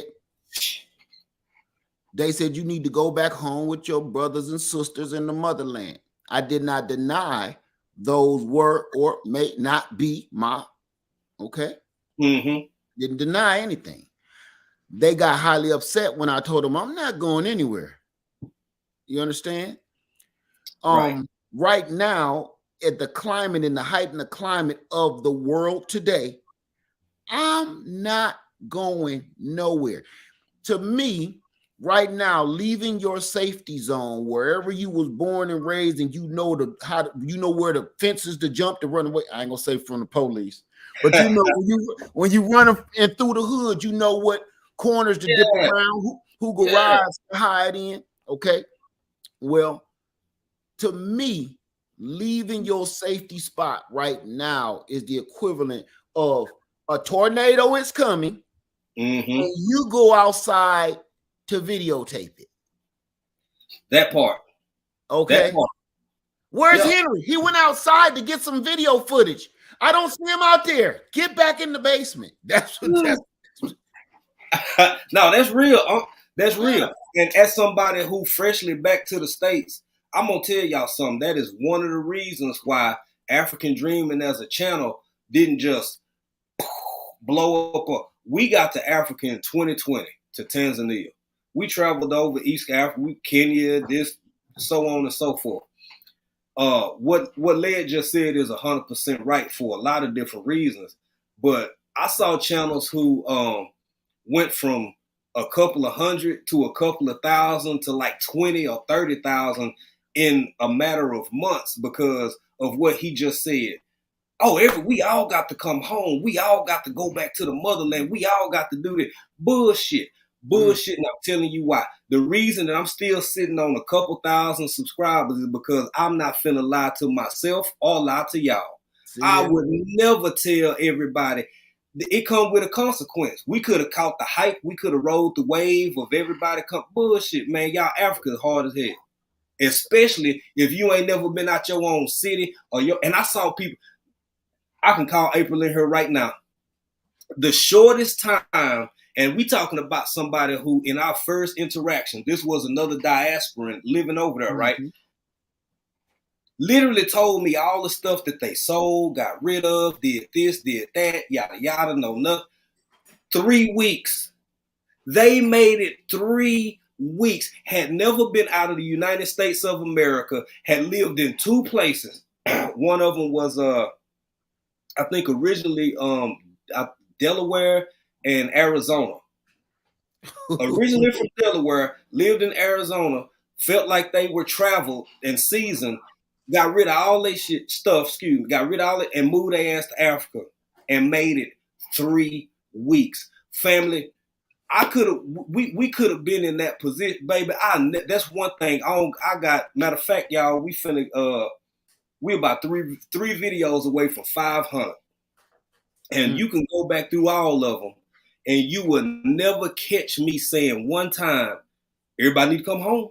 Everybody need to come on over here. Everybody, baby, we may have the same hue and the same complexion, and I love all my African brothers and sisters. Oh, yeah, most definitely. I'm a Texan. I'm a Texan, baby. I'm a Texan through and through. I was a Texan over there, and I'm a Texan over here. Now that I'm back home, and everybody it ain't for everybody. And to close this point out, like Led said, home field advantage. I believe in home field advantage. I remember you saying that. Yeah. You better have yourself somewhere where, like he said, you know the fences, you know the shortcuts, you know how to negotiate in this neighborhood, you know how to negotiate yourself over in that city. We left because we just wanted to live somewhere else for a while. It wasn't a running thing, but I hear people, when you did the movie review. Yeah. And I saw that, that's why I had to come up. People kept saying that in the chat. If you are leaving under the pretenses of your life being better somewhere else, You crazy as hell. You can't speak the language. What denomination is the currency in? When have you ever traveled? This is the first time in your life you done ever had a passport, not to just go to Jamaica or Rio de Janeiro and then bring your ass back home. No, you got your passport to leave for forever. Yeah, see, forever. If you go ahead. I'm sorry. Go ahead. No, Stop man, I'm me. just playing. I said forever, ever. Forever. Yeah. Yeah. You crazy as hell, bro. Yeah, and see, to me, when people keep hitting me, and that's the video, I couldn't remember which video it was. That's the one that kept talking about some, well, we need to all move back to the motherland and this and that and everything else. And I kept, that was, if you see, I didn't really answer too many comments on that because that's all it was saying. And as a matter of fact, I really enjoyed the movie night. I really did. Great. If I knew it was going to be so divisive of people, I would have never done it, because I did that to bring us all together. Something I did and created to bring us all together damn near ripped us all apart. Because really? Elaborate. Yeah. Because my wife sat and had me and her watch this movie twice before. And she gave me a whole entire different take on it, where even I was like, I never thought of it like that. The meat and potatoes of that movie that everybody thought it was about was race. Really? If you look in them comments, and it's a bunch of them. Oh yeah, I was there. There was so many comments, I couldn't take them all out. I even played with taking the video down. I did pick up on a lot of that. I did pick up on, now that you mention it, Just I say did pick up some of that. Just say now she Can they hear me? they can Hey, hear you. y'all. Lady Lead here. She I'm got not on her. camera worthy. Hey, Lady Lynn, how you But I doing? can see y'all.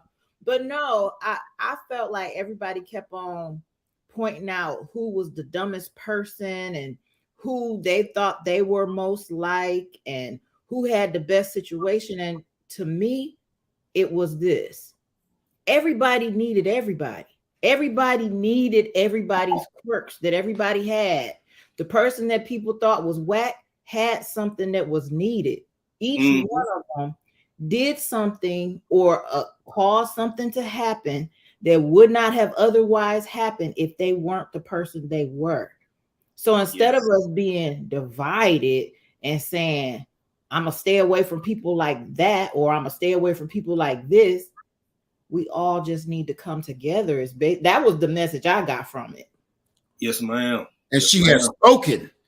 She has spoken. When she said that, because I was going down my little dark alley, like, you know who I am, babe. I'm Kevin Bacon. She was like, no, that ain't, all of this is wrong. Because it don't matter what color they were, because everybody made it a race thing. It didn't matter what color they were. Now, this is something she told me. I'm just spitting your game, baby. The person I hated the worst, and I think the person that most of us hated the worst, was what's her name? The mama. I forget her real name. Me too. Okay. Yeah.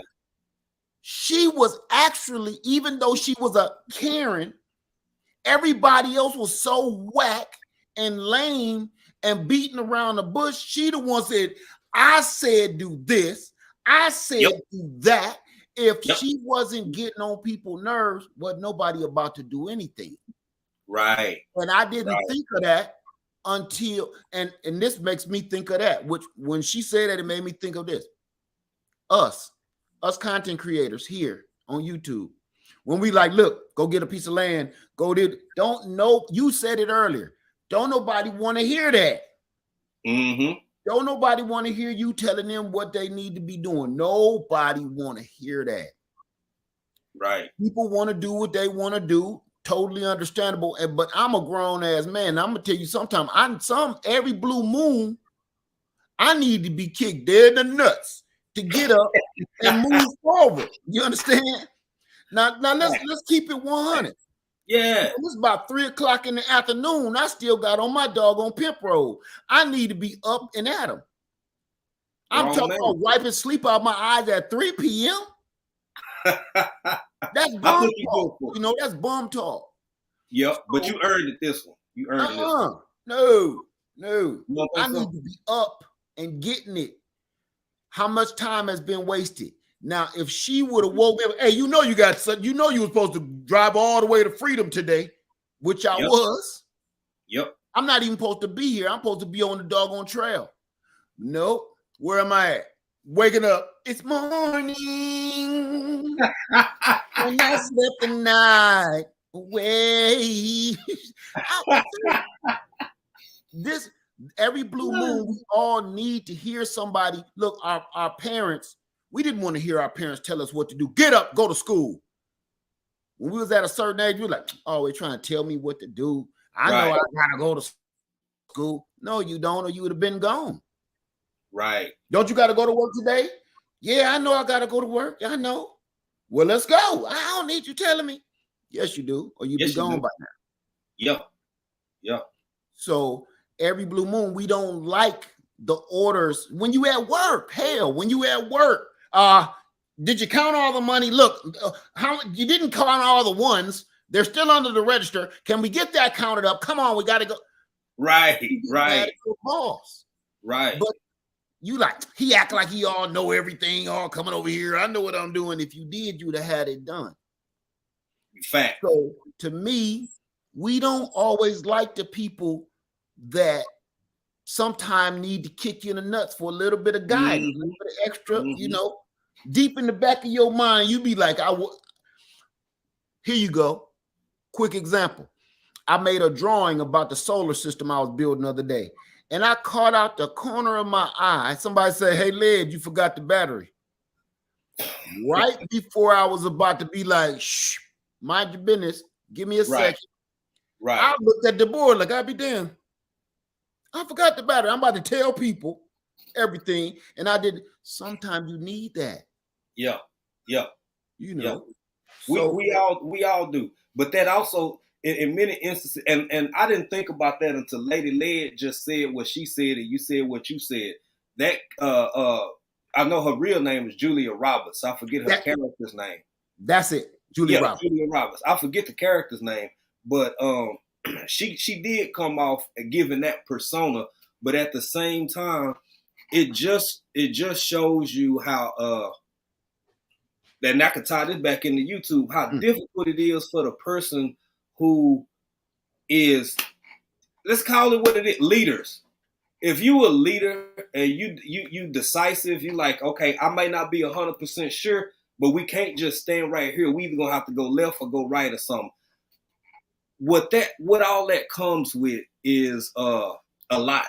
And I think that's how you can be perceived by the majority. But like you said, if without that kick in the nuts, this person would have never committed this way or that way. Nothing would have got done. Everybody would have been sitting around scratching their head and their butts. And it would have been the way it is. And I ain't trying to hold you up all day. No, man, look, I got on my house coat. I ain't going nowhere. I ain't got no drawers on, bro. I ain't going nowhere. I hear you chilling on it. Man, I got on my holy pajamas and everything. I ain't going nowhere. It's raining.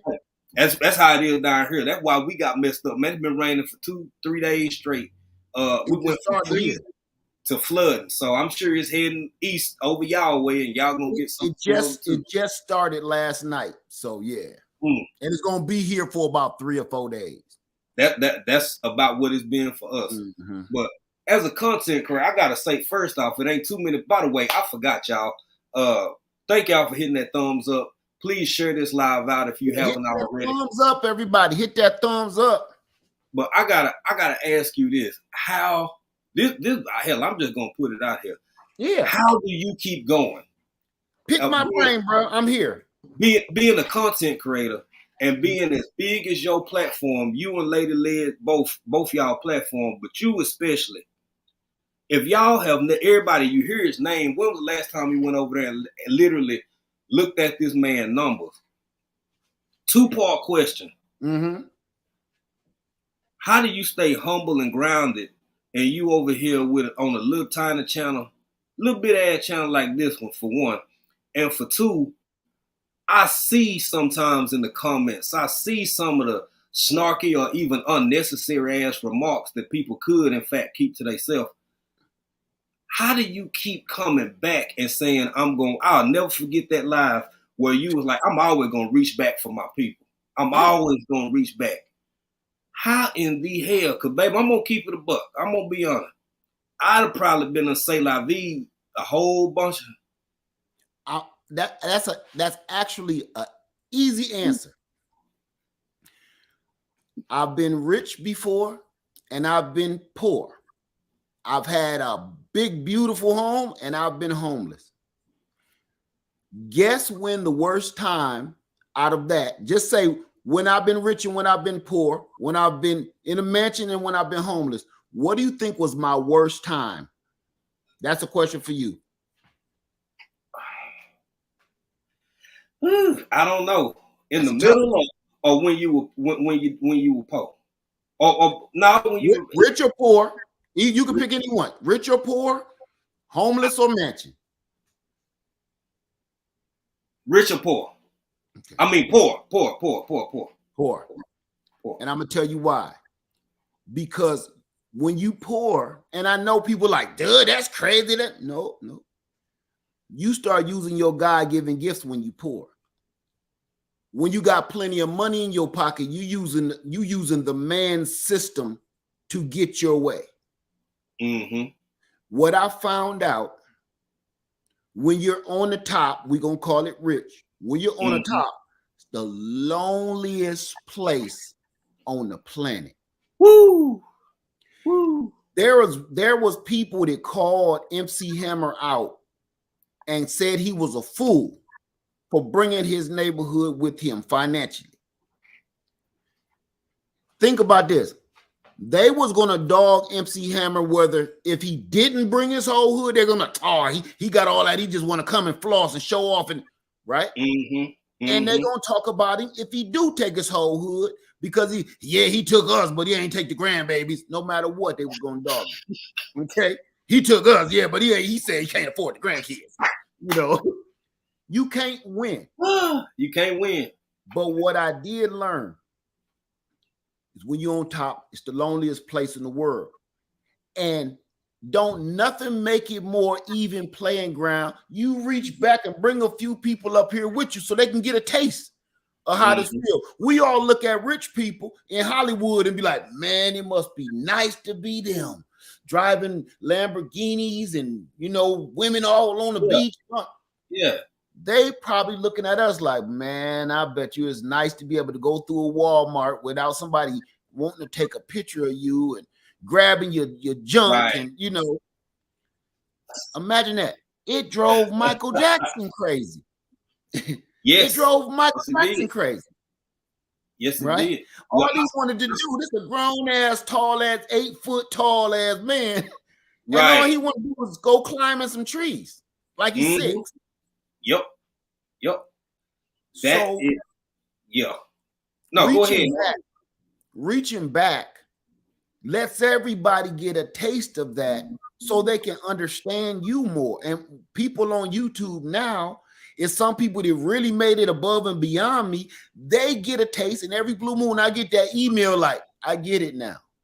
Right. I get it. Okay. Right. And that to me makes me feel wonderful. But I want everybody to be able to have a little taste of that, not just the bad part, but the good part. So I got somebody to talk to about it.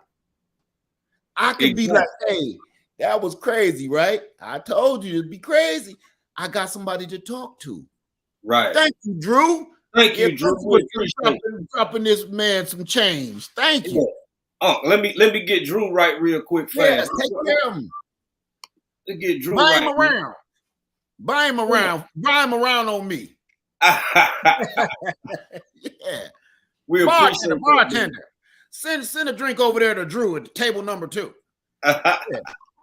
Well, I tell you this, I'm gonna keep it a buck with you.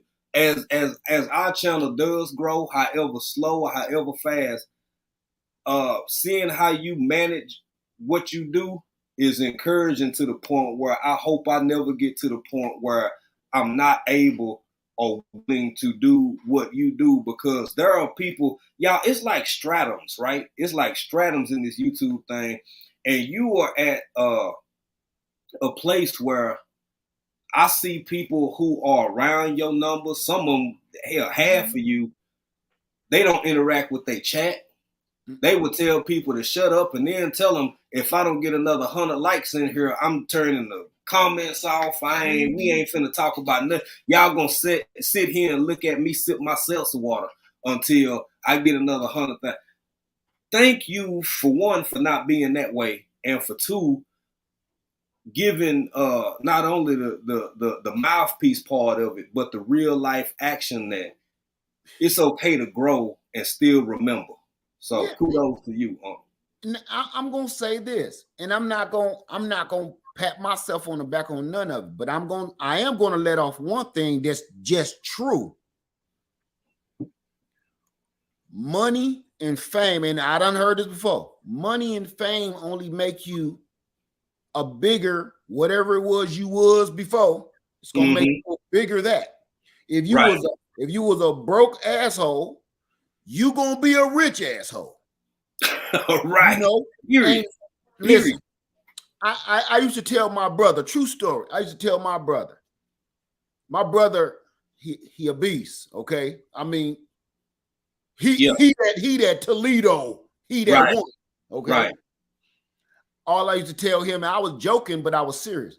Man, I'm glad you don't smoke no drugs, man. You know, you will be a horrible dopehead. You will be that one Debo, break through your window, snap your neck, steal all your jewels and your girl, kind of. Right, one of them. Yeah. I'm glad that his power is being used for good, because I was like, boy, if you went to the dark side, you know. It'd be a bad day. Yeah. Bad. So honestly, it's just in me to love people.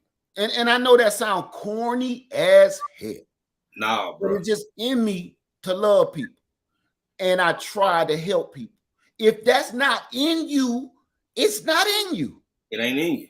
And when you get more fame and more money, all that's doing is fueling whatever it is you are. So, you know, I don't want to see people hurt. I don't want to see people broke. I was listening to Miss T with the T today, and I heard somebody say they had a government phone.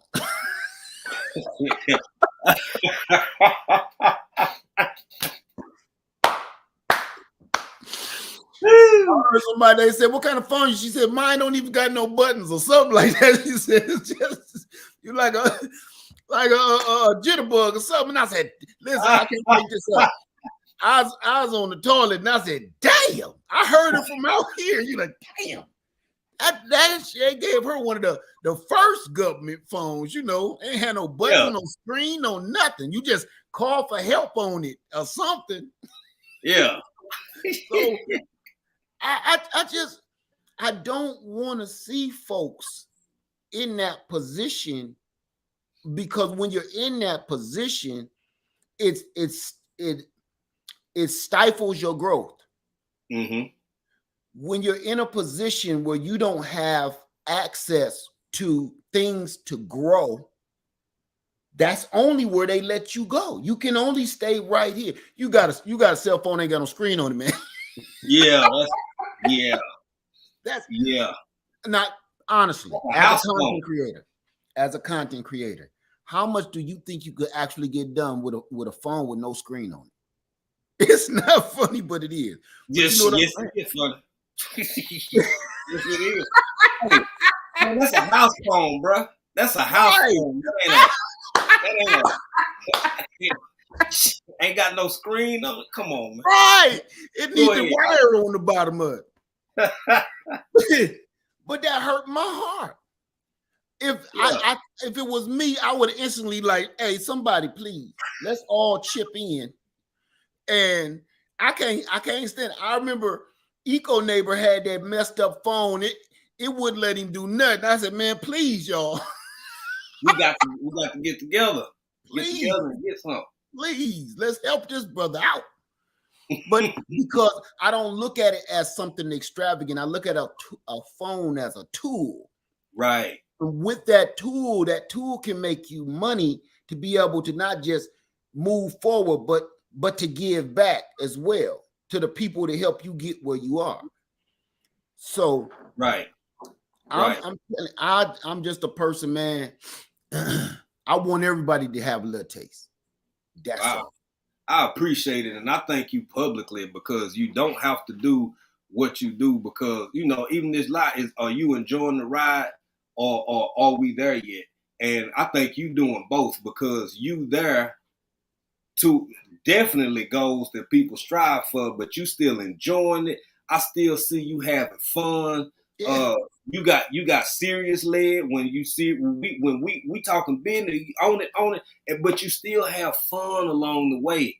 Like, yeah, that's something that I love seeing people do because, you know, we only get one ticket, so there is a place there is a middle ground of being serious, being about your business, caring for your family, making moves like, you know what I'm saying, Freedom Acres and setting up for not just yourself, but generations to come and still managing to enjoy your life and what you do, which is content. This content creation thing, man, I done learned a lot from you and a whole lot of other people. And I think it's a roller coaster that never ends because I've been disappointed in people. I've been shocked by people. I've been uplifted by people who didn't even know who the hell I was. Hold on.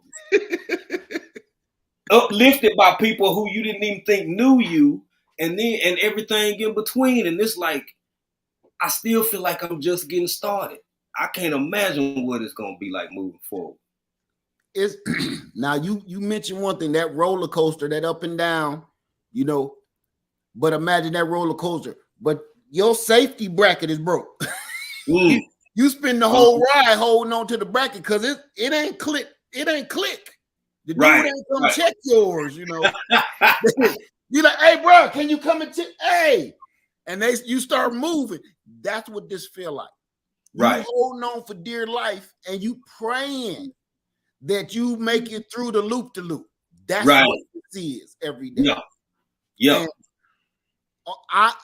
To me, all content creators, and I'm just speaking on myself, and I hope it echoes. Mm-hmm. I've noticed something. When I start taking myself too seriously, I get frustrated more. I get angry more. I send more people to the cornfield, and when I do that, it's bad for everybody. Right. If I come in here ready to have fun, them is always the best time. Not too many people make it to the cornfield. I don't send them anyway because I'm too busy having a good time, you know. Hey. Hold on real quick. Hold on. I got to say something about this cornfield, y'all. Now, if y'all have noticed, any of y'all who've been following us for a while, you know that you've seen a troll or three coming out live. I know that I was doing it the right way. If you watch Led Farmer live, you see that big finger he got, all you see, you might see something stupid and all you see is this for about 3-4 seconds and then he'll sit back. That'd be like, and that's how you do it. And you keep pushing. You can't let them folks have control over your live. You can't, you keep it pushing. Send them to the cornfield, baby, and keep pressing because that's where the energy come from. If you can shift or redirect the energy of somebody live or change the vibe, the feel of it and all of that, I ain't finna give them folk that kind of satisfaction. Listen, I looked in my cornfield and see how many people in there. And if I released all them people, I'll probably have 1 million people. I have 1 million subscribers if I released them. Probably. I'm telling you, I never can reach the end. Mm-hmm. And there's a reason for that. I don't just do it to be all cocky or whatever. I do it because when I was younger, part of the way I paid my rent was we used to have house parties. You old enough to remember them good old days. The actual house party, not no internet. Come and pay $5 to get in, Yeah. Don't bring no sidearms, you know. Yeah. That's where I got that hustle from. I always knew, is that Boogie in them? Hey, man, don't let them in here. Don't let them in here, man. I don't care how much money they got. Don't let them in here. Because you know when people come in to tear the club up. Go ahead. I'll be right back. Okay, they're going to be a problem. And then when you got the house party going on, it's certain people will come up to you. Hey, he over there grabbing on girls' booties and stuff. And we don't even know him like that. Put him out. If that same dude be like, man, I paid $5 to get in here, give him his $5 back, take the loss, and put him out. Because if you don't, and you like, well, he did pay us $5, plus I need that to help me on my rent, what you're going to deal with later on is, all right, there was an illegal house party going on, and now somebody has a sexual suit against some of the people in your house that you were responsible for. We found out there was some shrubbery in there and some alcoholic beverages, and there may have been some underage people in this house.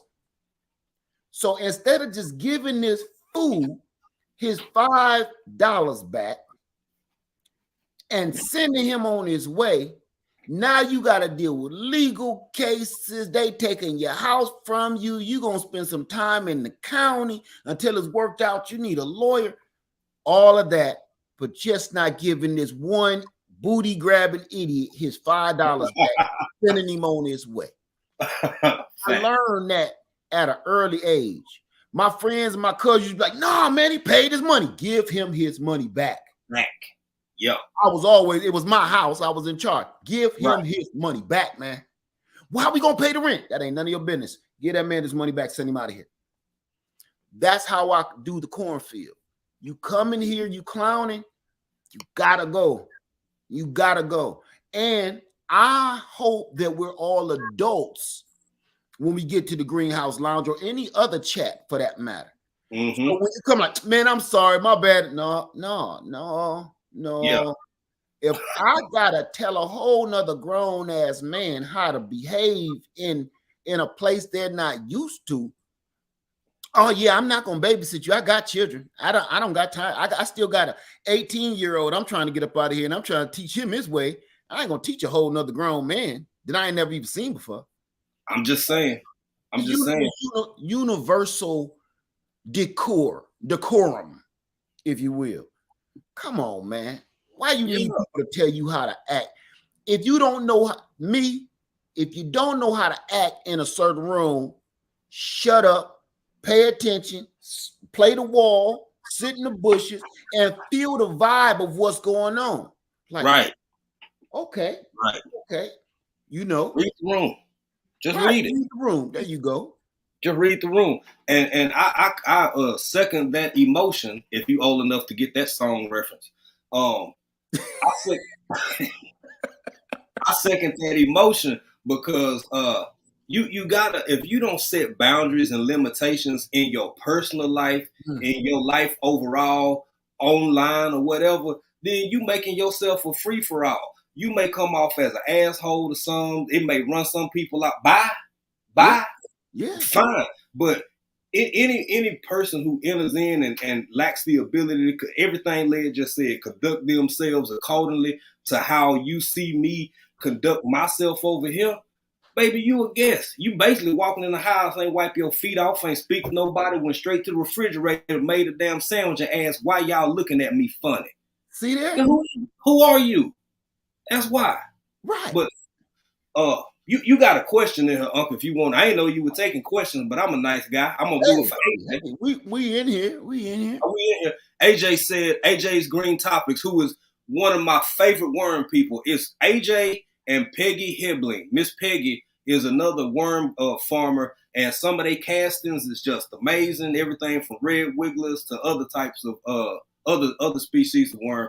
But he said, would you please ask Led Farmer to share some of his public speaking tips? Now, I'm a little bit more on the shy side. I don't know how Led do it. Have y'all ever noticed Led to get on here and say, well, this gonna be a quick one, y'all. I ain't gonna be up here long. And then, Where's SpongeBob at? 3 hours later. I know, right? Right. I'm gonna tell you, man. I'm gonna answer yours first. Is Okay. when I'm having a good time. When you get in a room, you done got rid of all the trolls. That's when the grown-ups hang out and we ask grown-up questions to keep the conversation going. Mm-hmm. I'm only sparked off of the people that's in the room with me. You know, that's it. Now, when I come in, I literally truly do be having about 15 minutes worth of, words to say. But somebody asks me a question that I can't let you leave without answering that in depth. I don't like half-ass questions, and each one of those answers take me about 20, 40 minutes or so, But to answer AJ's question, now I've heard about you, AJ. I want to come over there and check you out. I'm going to subscribe right after this if I'm not already. I think I am, because I watched you in African Dreamers Jay's channel before. Yeah. Can I give tips on public speaking? I know everybody gonna be like, get ready to make this face. But I'm the shyest dude you ever want to meet. I don't know nothing about no public speaking. I don't know nothing about it. My wife is a public speaker. Me, I know, go on, do it. Switch sides. I don't know. I don't know nothing about no public speaking, man. Nothing. That was another one where I said earlier, just be yourself. Some people, listen to me, some people do not like me. Some people actually can't stand me. Some people hate me. I'm not talking to them. Right. That's what I always remember. When I'm talking, I don't be talking to the people who can't stand me, can't stand the sound of my voice. I'm not talking to them. Right. Every blue moon, I get discouraged too. And I just want to just quit, just like I'm done. Mm-hmm. But it be about that 5 people that heard me and it helped them or saved them. And I got to remember, because she told me, I told you every now and then you need that swift kick dead in the nuts. Yes, sir. You'd be like, you'd be like, that's who you talking to. So stop talking about some you done and all of this. Right. People, those few people needed you. Mm-hmm. So when I so-called public speak, I don't got no tips. I just try to focus. Like when you talking to a loved one, if my son came in the house and I'm giving him some street game, I'm not talking to his friend that's standing right next to him. Now his friend right next to him probably think, man, your dad mean, man, your dad always grumpy. And I'm not talking to your friend because this game is for you. Your friend may absorb some of this good game, whether he like me or not, but I'm not talking to him. If he fall, bust his head open, that ain't none of my business. And he go down to the house, talk to his mama now. Right. I'm talking to my son.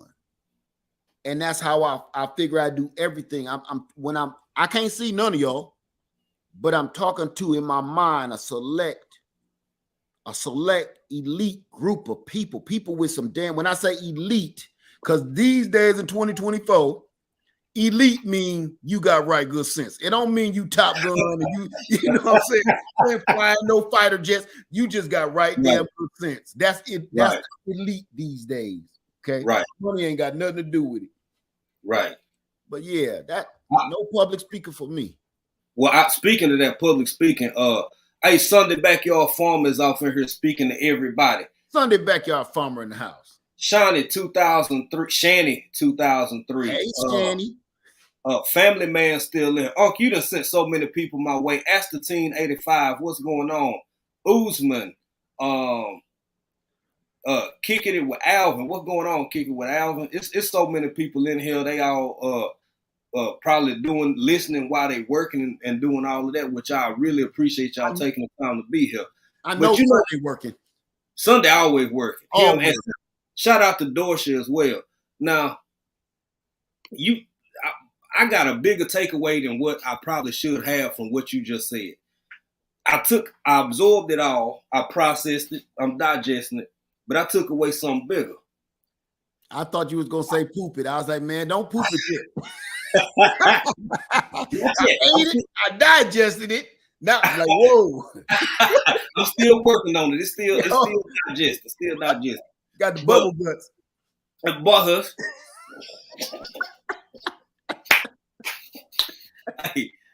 Hey, now this is a man that's in a position to probably let's just put it out there.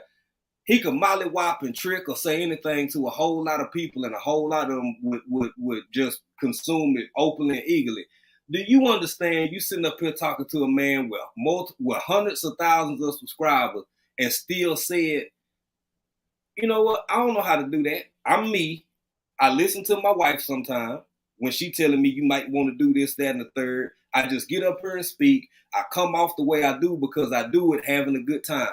You know, he could have sat up here and lied and just orated a whole damn dissertation over emphasis and phrases and try to put all of your speaking points in one paragraph and don't say too many times. And also remember to go back to the audience and acknowledge them visually. He didn't say all that shit. That man sat up here and just said, I'm me, I have fun, and those be the best conversations. Maybe we might want to start attaching ourselves to persons like that versus people who you never see them do what they talk about. They got a whole lot to say, but it's a whole lot of emptiness. It's hollow. It's like space. It's just, you can see stars twinkling a little bit, but when you get there, it ain't nothing wherever your ass at. And then you can see some more stuff in the distance, but whenever you get to where they say it go, there's nothing there. Hollowness. I don't care if Led was as big as he is or if he had 500 subscribers, because we follow people from wherever, just like he does. Baby, if y'all don't start latching y'all cell phone to some folks who seem like they got some damn sense, let them fool you later.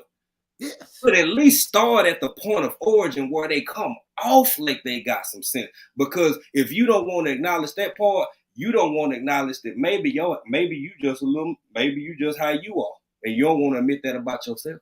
But I digress. And you know, honestly, it's a lot of times what I see is people need them numbers. They need them numbers so bad that they don't care where the numbers come from. And with that, that's like that house party I told you about. We just need the rent money. We don't care where it's coming from. Right. Well, that's almost like YouTube money laundering, really. You don't care where it's coming from, long as it get you where you need to be. You don't want to know where it came from. So half of the folks on social media platforms, man, they people be wondering what's wrong with their channel. I advise that you reanalyze the folks in your chat. Reanalyze. It's certain people, man. I can't not say it. It's certain folks that they are put here to what do Eddie Murphy say? Wreck the buffet. Wreck the buffet.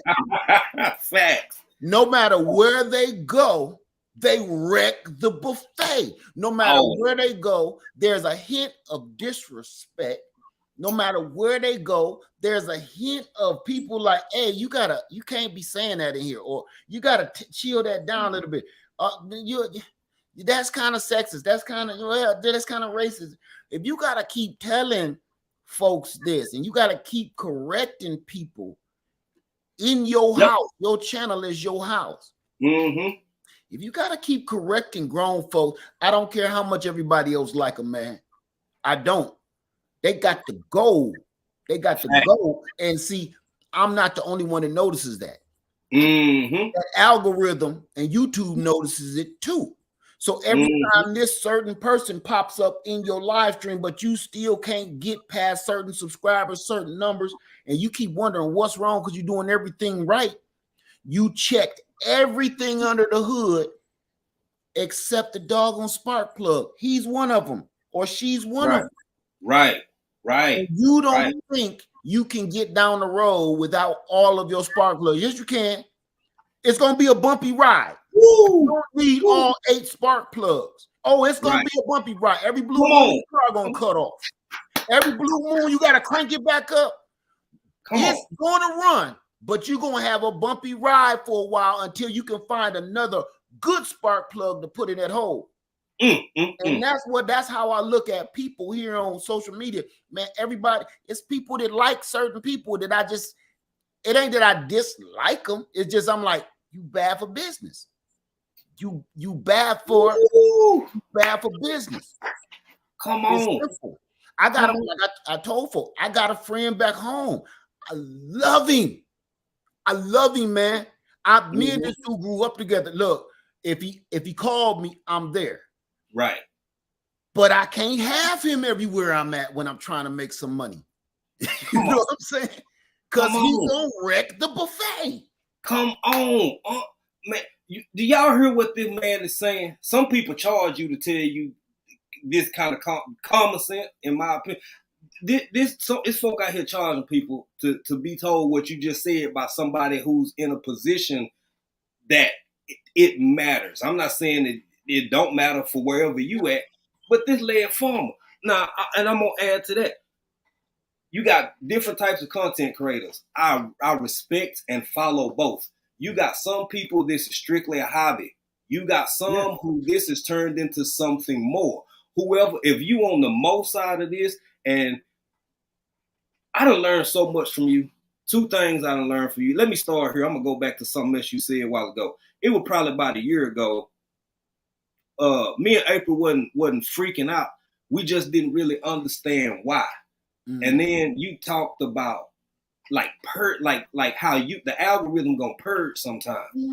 All of these people, all the unnecessary, the trolls, if you situate yourself where your whole be all end all is just set, I'm not saying numbers are not important. I ain't saying they ain't important.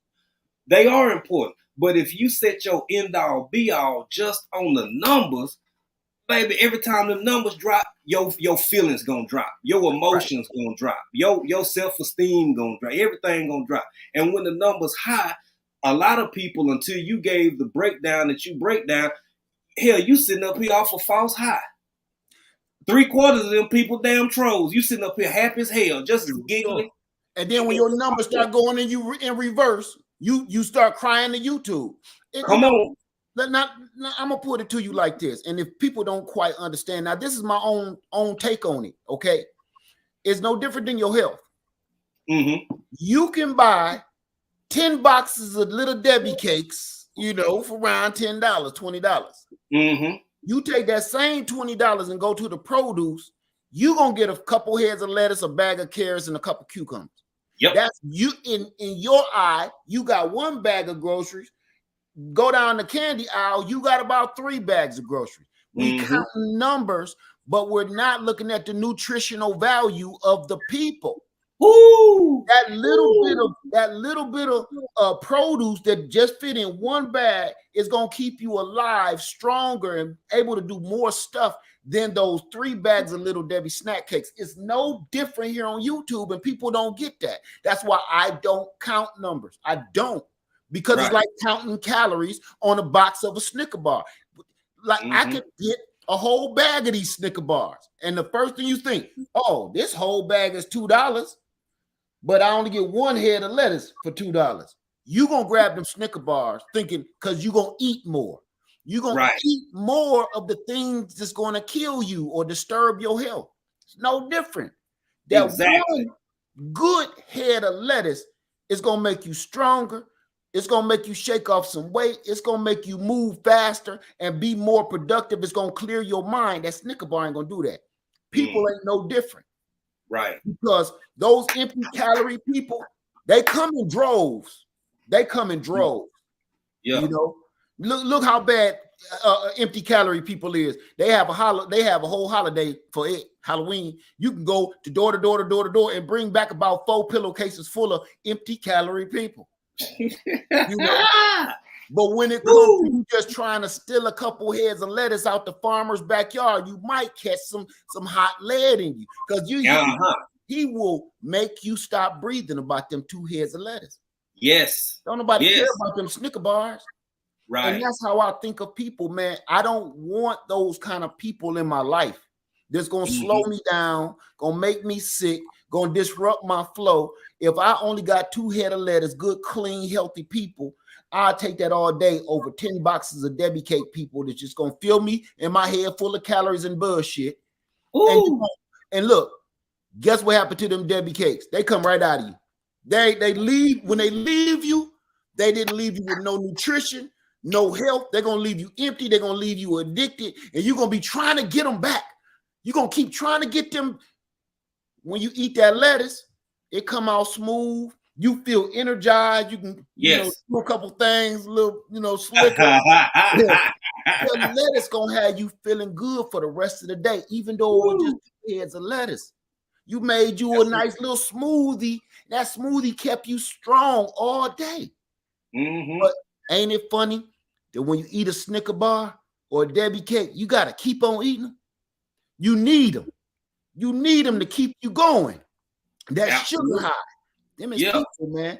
Them is people. So you need and you crave them people to keep you going when these people don't mean you no good. At all. At all. And it's a temporary high. It's temporary because it's a sugar rush. It's temporary because it's a sugar rush.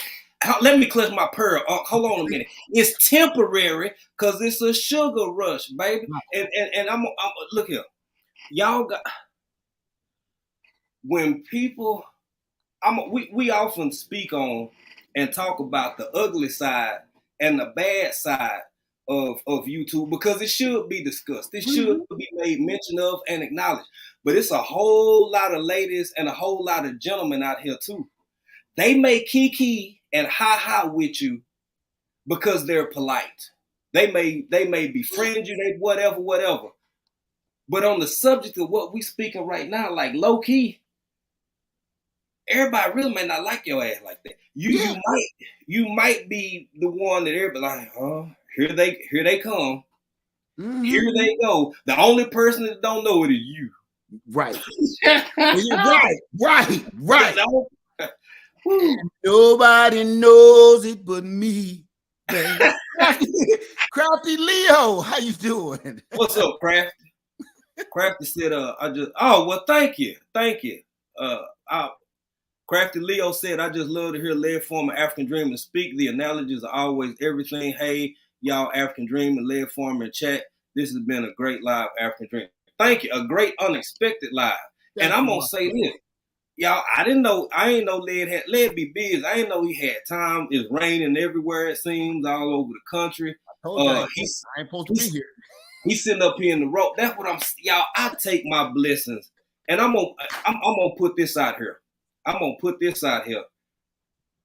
know you were there. You did it. So, you and Lady Lead, 2 big things. This is just my personal opinion. While I got the perpetrator here on screen right now, I can look at him and point at him. About a year and a half ago, Lead did something for me in April, Pieces of April, that he has done for many other people, but he didn't have to.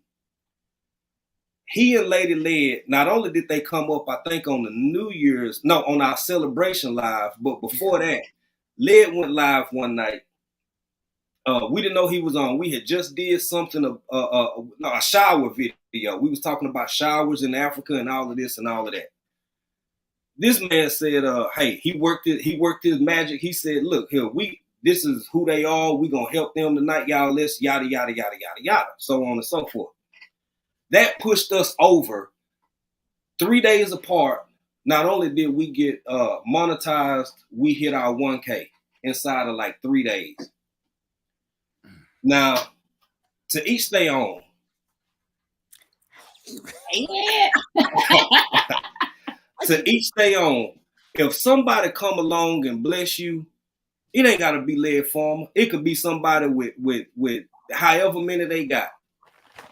If you take your foot off that gas or you act like you don't care about somebody really boosting you or helping you in that way, for one, shame on you. That's my opinion. And the second thing is, it's so important how we act and talk and feel and treat and behave. Because whether y'all know it or appreciate it or not, when you have someone in this man's position that acknowledges you as a channel, both he and Lady Led will mention your name, talk to you like you a regular human being versus a whatever, nobody, somebody just who out there in cyberspace. Think about how you act. Think about how you talk and behave. Think about the fact that your behaviors and mannerisms may in fact or could potentially negatively impact people who are in a much larger position than yourself. But you don't care about that. I'm sorry. Go ahead. No. I'm gonna tell you. Like I said earlier, it depends on the person.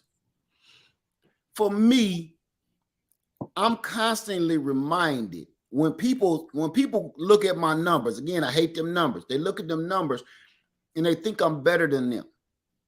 I'm not. I got it the same way y'all getting it right now. I'm hustling just like I hustled, just like y'all hustling now. It's just I just did it before you. I'm not better than you. Right. There's people out there that'll lie to you in a heartbeat. I'm just not one of them folks. Listen, every day I'm grimly reminded that I'm normal just like everybody else. Look, man, I got on mismatched socks right now. Okay? I got on mismatched socks. I'm a normal man. And guess what? I knew it. I just didn't feel like bending down under the bed and find my other sock. I was like, this just gonna work for me today. You know? It don't work. I'm not bending down and look under the bed and grab that other sock. This one gonna work. That's what normal people do, man. I think. Yeah, we do. Okay, I was either normal people or people in the rubber room need to be. I'm normal, and that's the part that I want everybody to understand. When they meet me, right? This is what you getting because this is me. Right. That's it. I don't now if you want to do some acting, we can act. We can do some acting. Right. Come on. We're both good Oscars. But I'm terrible at remembering my lines. I'm that actor they'll never hire because he'd be like, oh, he blew it. He do another thing. I'm that dude, man. I see that in you, and the beauty in it is when you just go around telling it to yourself and others, you ain't got to remember it. You ain't got to try to remember no lies when you said it, how you said it. You just tell the truth. Now, we want to thank you for something. Kicking this off. I think the very first ticket purchaser, of the Crawfish Kickback. Now, I'm going to play something real quick, and I'm going to come back, and we're going to talk about... I already know what it is. Bring it up. Okay. Let's get it.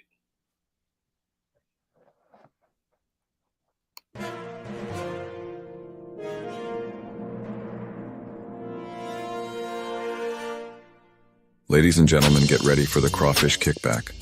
All roads lead to Brazos Bend State Park in Needville, Texas. This event will sell out, so get your tickets ASAP. Oh, and we almost forgot. There will be a domino and spades tournament. So on May 25th, 2024, get you game hands ready. Like that song says, let's have some fun. Also, there will be other dishes in the menu for those of you that don't eat crawfish to be announced soon. Let's make this Memorial Day weekend one to remember.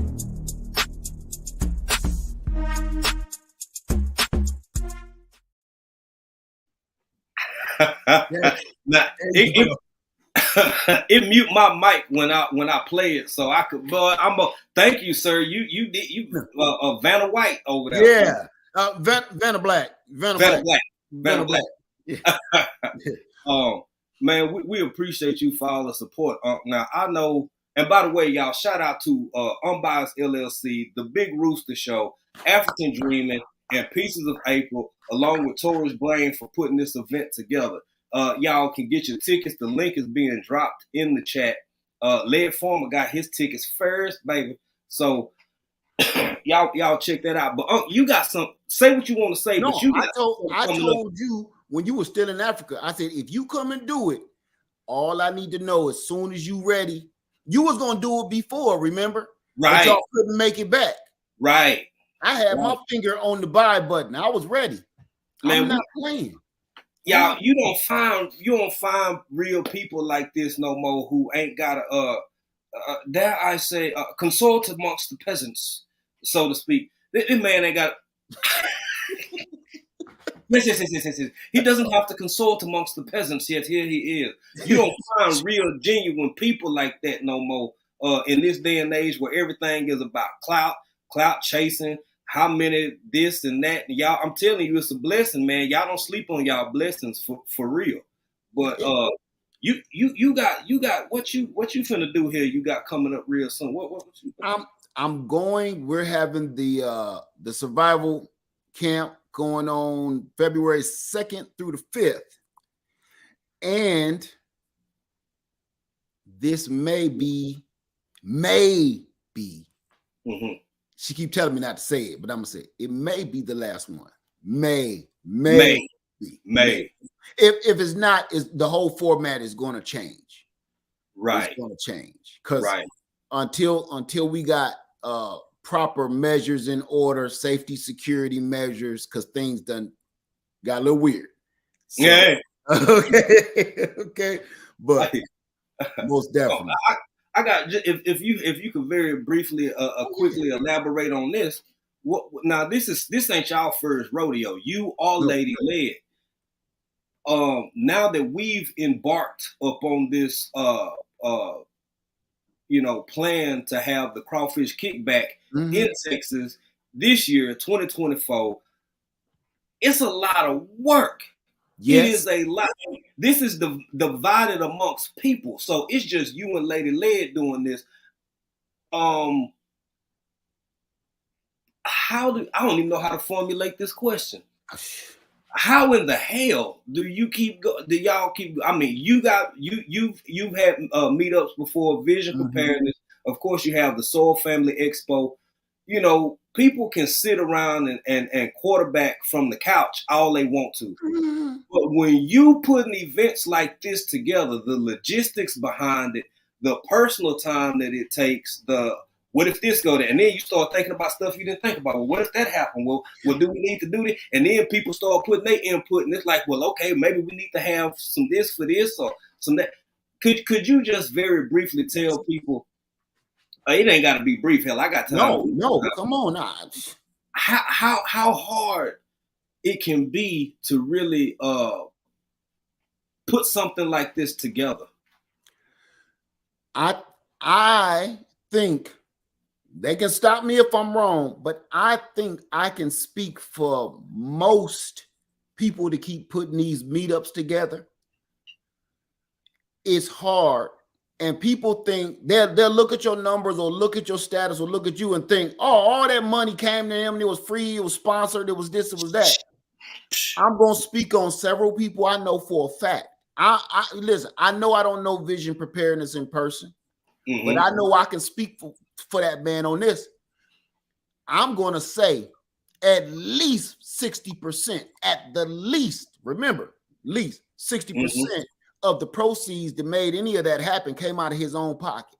Right. Black's Tropical Homestead, same thing. Me, same thing. I think we would all love to do more, but without the actual funds and the access and the donations, you can only do what you can do. Right. And now, here's the other thing. You're managing finances, which you constantly digging in your own pocket. Like, yeah. You know, the donations bought hot dogs. Okay. Right. All right. The rest is coming out of my pocket. But the other part is you're also dealing with, you know, a bunch of different personalities at one time.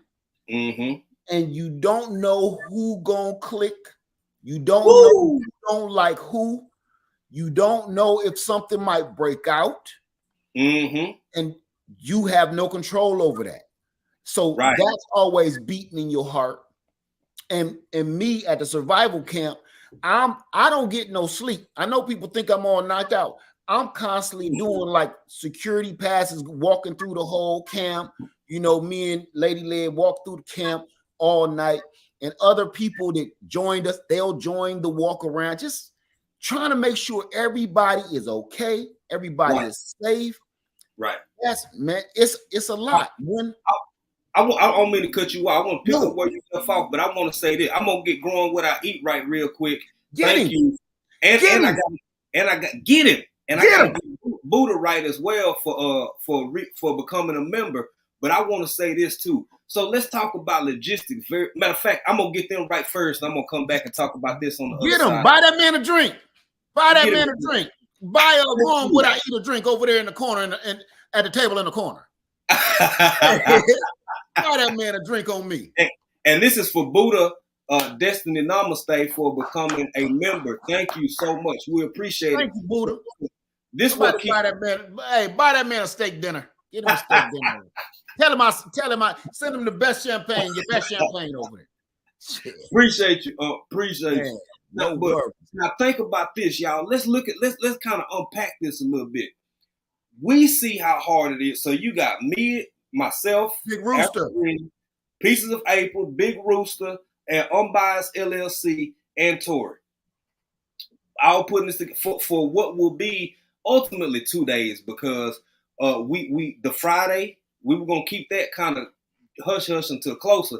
But so we got the Friday chill and spill, so we can kind of be together the night before, the evening before, so we can meet and make everyone's acquaintance and all of that. Fine, good and dandy.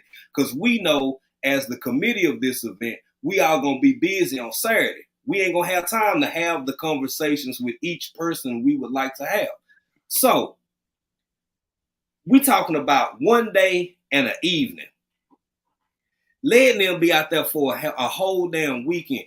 24 hours. Now, listen now. We finna be together on a Friday evening and then all day Saturday on into the night. That is very different from feeling and being responsible for however many people show up 24 hours a day, 7 days a week. If you don't like the crawfish kickback, you can go over to your local Exxon or Chevron or just go back to your home state or house or whatever.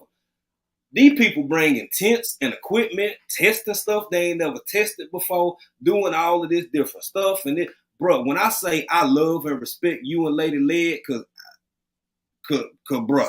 Sleeping outside too. Don't leave that out. Sleeping outdoors. Yeah, listen, there's people that leave camp and they don't like me no more. Like, you got me down here sleeping outside on the ground in a tent, in a little tent. Down by the river. but I'm gonna tell you this, and this gonna keep you going. This gonna keep all of y'all going that's affiliated with this kickback. All right. Like I told you, the people that don't like it, not talking to you, right? Right. The people that show up and support you and have your spine hold up like Predator, them the people that you doing this for. Even if it's 5 people, them, man, that's all you need. You necessarily don't want the other folks in here to come in here and start all that bullshit. Just, I like people that's gonna come in and hold my spine up and steam it off like the Predator. Keep me half my back like that, That's what I'm talking about. That all of y'all, long as you got people in your corner like that, that's really all you need. When we have the survival camp, and I at first I was kind of a little bit discouraged, like, dang, I thought about 400 people to be here. Number one, I have 400 hot dogs. So I don't know why I don't know why I'm complaining. But man, when it's just a handful of good people, and when we get a chance to talk, I'm gonna tell you right now, even though y'all ain't gonna be sleeping out of doors, 2 days ain't enough. You don't think? Okay. I've been trying to stretch mine further. 2 days ain't enough, man. Because I'm gonna tell you, the long drive from people getting to your destination, because everybody ain't in your location that want to support you. Right. Get there, meet everybody, and the biggest one for me is kind of what we, the fire pit, what we call the after party. Once the partying is stopped, and all hey, I'm Led Farmer, and the microphone is dropped, and we all sitting around that fire. Right. I feel like we on YouTube just like this again, but I can touch you, Right. I can actually give you some dap in real life instead of send you a super chat. Or I ain't gotta send you a super chat. Hey man, here go $20, man. For what? Right. Man, that's super chat. that chill, like you say, we have a begin of, like, we get there a day early, and then we leave a day late. Yeah. Give us for all the people that, man, they rocking with you. We gonna help you clean this place up. It's a lot of people that just left all their tents and stuff, like, Right. we gonna help you put this place back together. If I showed everybody the actual footage of how many people actually stayed behind and help us clean up, people just seeing a little edited cute stuff. But all of the people getting all the paper plates, taking out all the trash, washing all the dishes, putting out the fires from the grills, and man, it lets me realize you can't do this by yourself. Don't even try. You can't. Don't try. If you don't got a team with you, you might want to reschedule. Right. Hey, you see, Bias said, "Oh Lord, more days and work." Thanks, Unc.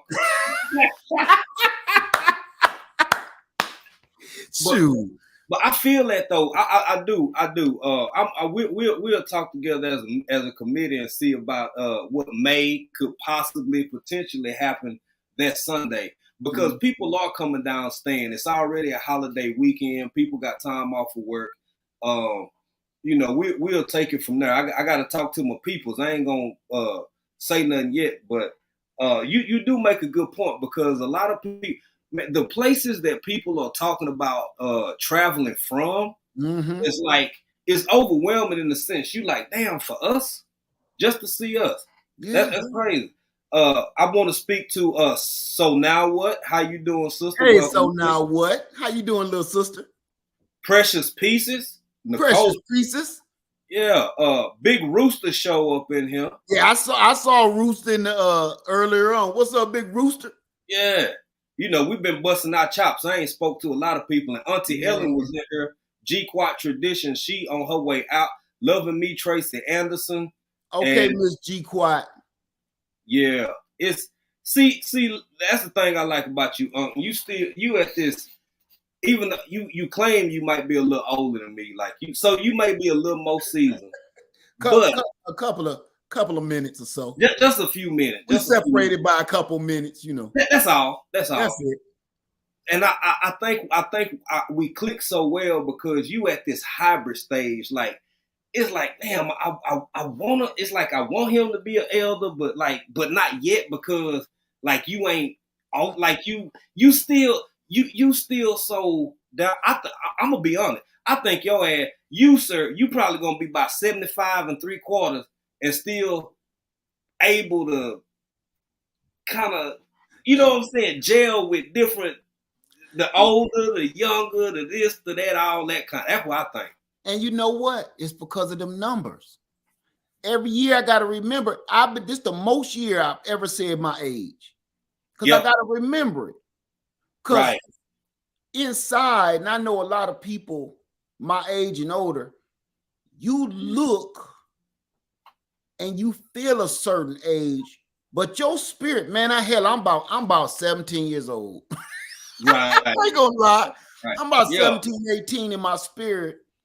And the only difference is, this is how I look at it. And I know a lot of people call folks elders, and I get it and everything. I get it. But to be older, it's a feeling that I have. It's almost like being 16, 17 years old, but having 40 years worth of wisdom.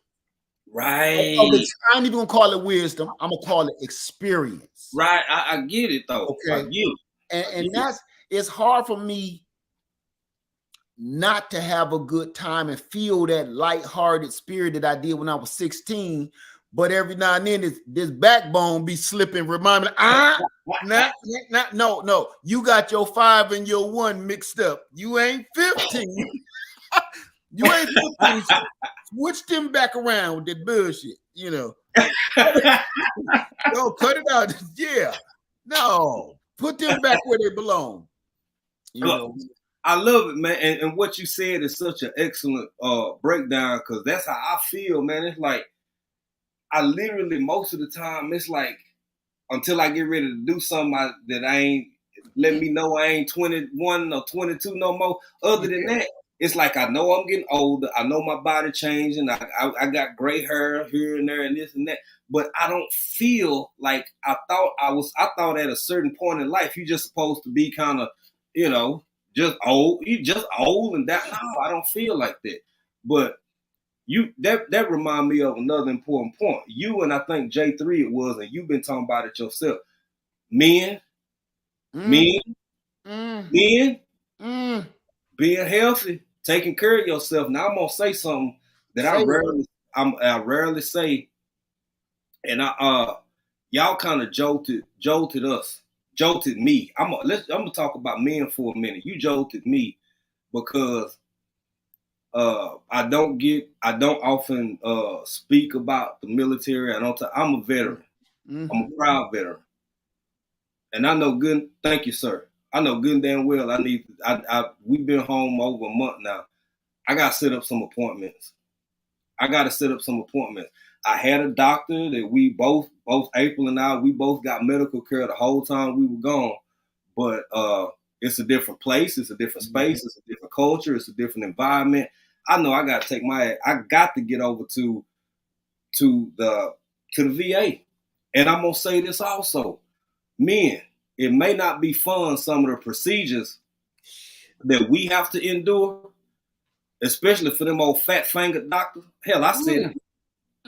But we have to do what we have to do. And I don't think women just super thrilled about having their legs up in stirrups neither. They go get checked out.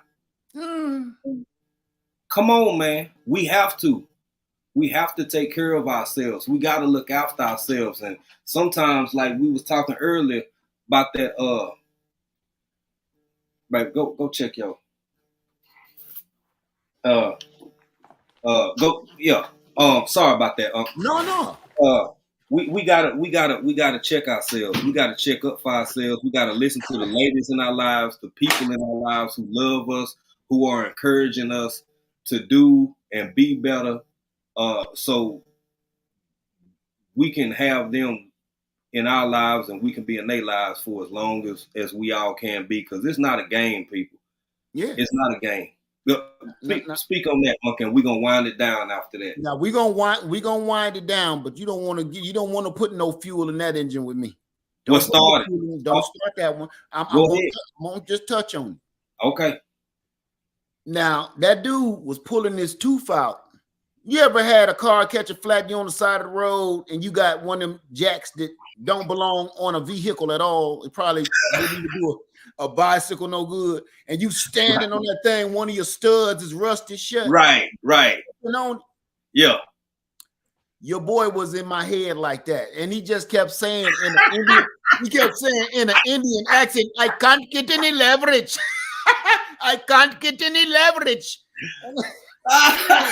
My head was doing this, and he yanking, and the other girl holding me like, man, I thought I was in that movie called The Brothel. Like, look, please, just do whatever. You knock me out. Yeah. But I learned something after he knocked that tooth out like Castaway. I learned something. Talk to us, Talk to us. Man, let me tell you something. That tooth was so infected. It was causing problems in other parts of my body that I feel the change now. Yes. Not I think that could have been. No. It changed. Yes. Them antibiotics ran through my body, ran through my system. I couldn't sleep for a couple days, couldn't sleep for a couple nights rather. And my sleeping is off. That's why I'm just now waking up. But I'm telling you, I feel so good just from a tooth, From a tooth.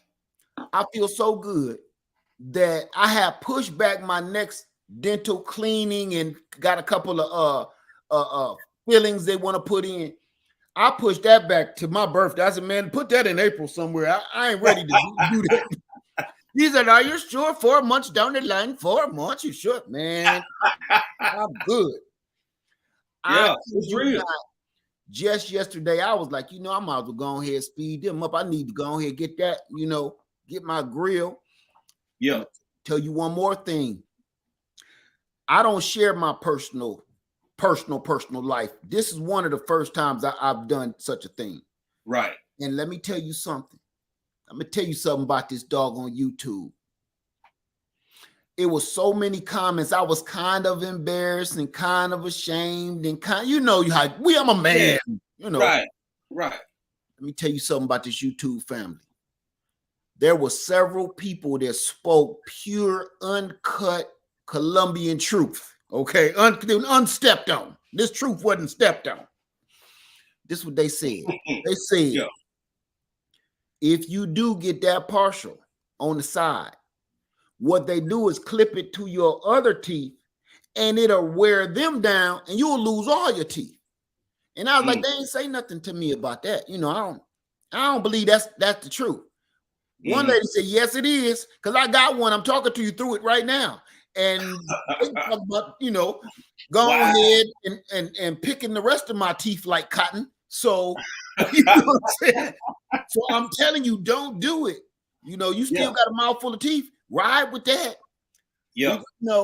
When I went in to have this done, I sat and asked the doctor all the questions that I could remember from YouTube, this YouTube community. He said, well, yes, it'll wear them down, but as long as you come in, talk to me. So I didn't want to hear the rest. So you saying it's true. Yes. But as long as you come, wait a minute. Right. Pause. Time out. Right. Pause. Yeah. So you saying you gonna clip some stuff to my other good teeth, and that is gonna rip them out like a fat boy on the monkey bars, and then I gotta come back to you and get some fake teeth? Oh, no, I'm good. Yep. I'm good. I'll continue this side of my mouth throwing up gang signs. I'm good. I can still chew, eat, I'm good, digest food. Fact. I'm past Hollywood. So, you know what I mean? Unless you see me in Training Day 2 with that new tooth, you ain't got to worry about it, I ain't even gonna worry about it. That's real. You ain't told nan untruth about oral health. And family, if you didn't know, I put it how deep this is. True story. For anybody who done never served, I see a couple vets off in here right now. If one of the first things you do, you get, of course, your height and weight and all of this, that, and the third. Your oral health is so important that if you not good enough, that's the same thing as being flat-footed. If you got too much stuff going on in here, you can still get in, but they know. But when you get to AIT, when you get to your advanced individual training, you got some appointments set up already. You got to get your mouth done right, sis. You got to get your mouth done right, bro. Everything. We ain't talking about wisdom teeth. We talking about cavities. It affects your blood. Yes. It affects your body. Yes. Wars. I said, yes, WARS have been determined by oral health in addition to infection and all kinds of other diseases that may have been spread from people who ain't never been around each other, getting around each other, kissing and hugging and farting and so on and so forth. Right. But a lot of the short lifespan that existed centuries ago, it wasn't just because somebody got stepped on a rusty nail. It wasn't just because somebody had cholera or something like that. No, they grill. They grill. Took them out. I'm serious. It sounds funny. It sounds funny, but it's true. Well, this is true though, right? It's real. Go back in history and read about history. Hey, Farmer Marshall. What's up for him, Mark? If you go back in history and read, you know, a lot of them, it's one that I used to watch when I used to work. I forget the name of the little show I used to watch. You come on YouTube with these little cartoon men. People, oral health was taking them out worse than the enemy fire. Right. You know? Yeah, it happens. Man, I'm telling y'all got to take care of yourself. You got to get over yourself. Men, we got to do better. We got to listen to these women who are in our lives, who love us, relatives who love us, family members who love us, who saying, man, if you don't get your stubborn self somewhere and go see a doctor and check on your well-being, I don't know what I'm gonna do with you. I mean, yeah. And when I caught that replay, because I couldn't catch it live, you and J3, man, a lot of that needed to be said. Yeah. A whole lot of that needed to be said. Because honestly, man, we ain't gonna get up and do it. We men. I'm speaking for all of us. We ain't gonna do it. If we was gonna do it, we would have did it already. We ain't gonna do it. Every now and then we need that swift kick. Dead in the nuts. Dead in the nuts. We need to get up and go, man. Go. Everybody do me a favor. If everybody, you don't even gotta watch my video on that. Go look at the comments on that me going to the dentist. Look at the comments of how many people say my cousin died of that, my brother died of that, my daddy, my uncle. All down in the comment section, how many people died from a tooth infection? Yep. It will blow your mind.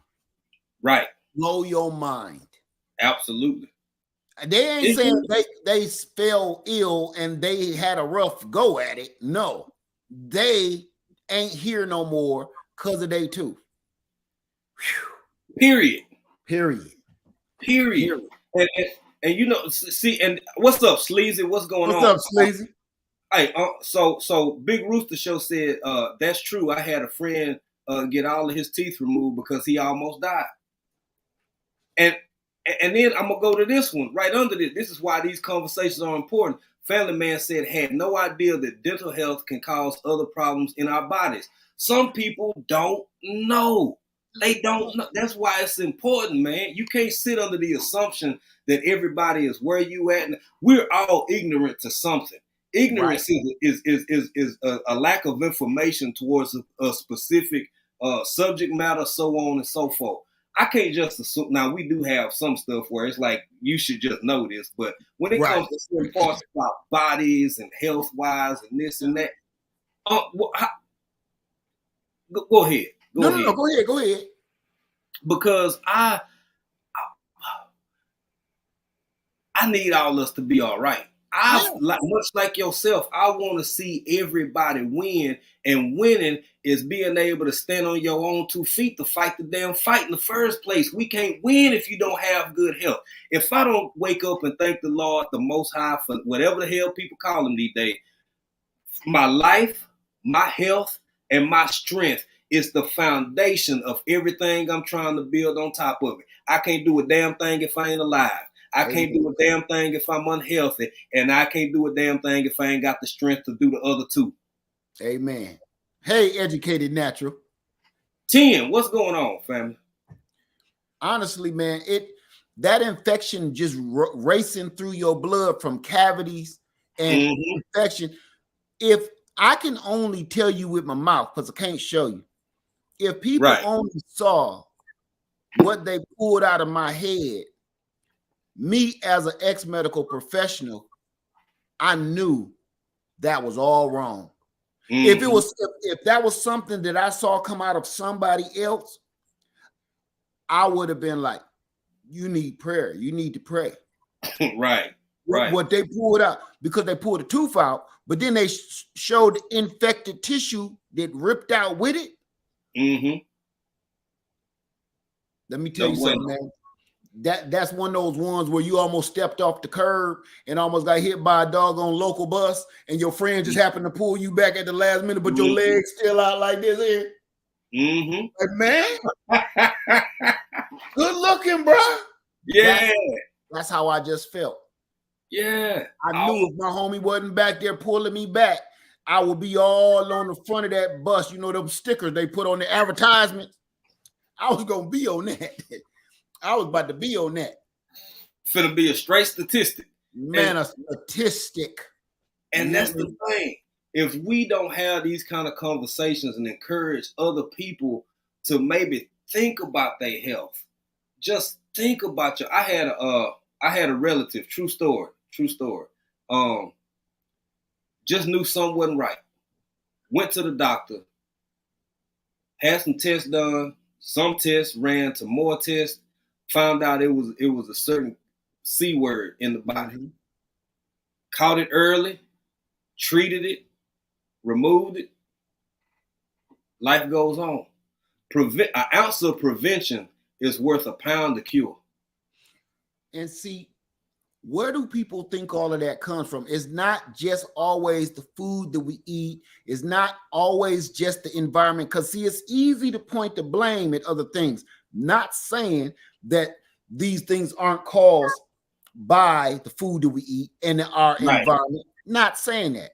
But we cause a lot of our own physical and bodily, mental, and everything kind of damage to our own selves. Mm-hmm. And that's the part that we don't want to take accountability for. It's easy to point the finger and say, it's their fault. It's their fault. Like the lady that burnt her lap with the hot McDonald's coffee. You remember that, huh? I still can't understand that. Okay. I still don't understand that. But for the most part, we never ever say it's me. Mm-hmm. It's me. There's people here on YouTube say my channel ain't doing good. But you know what?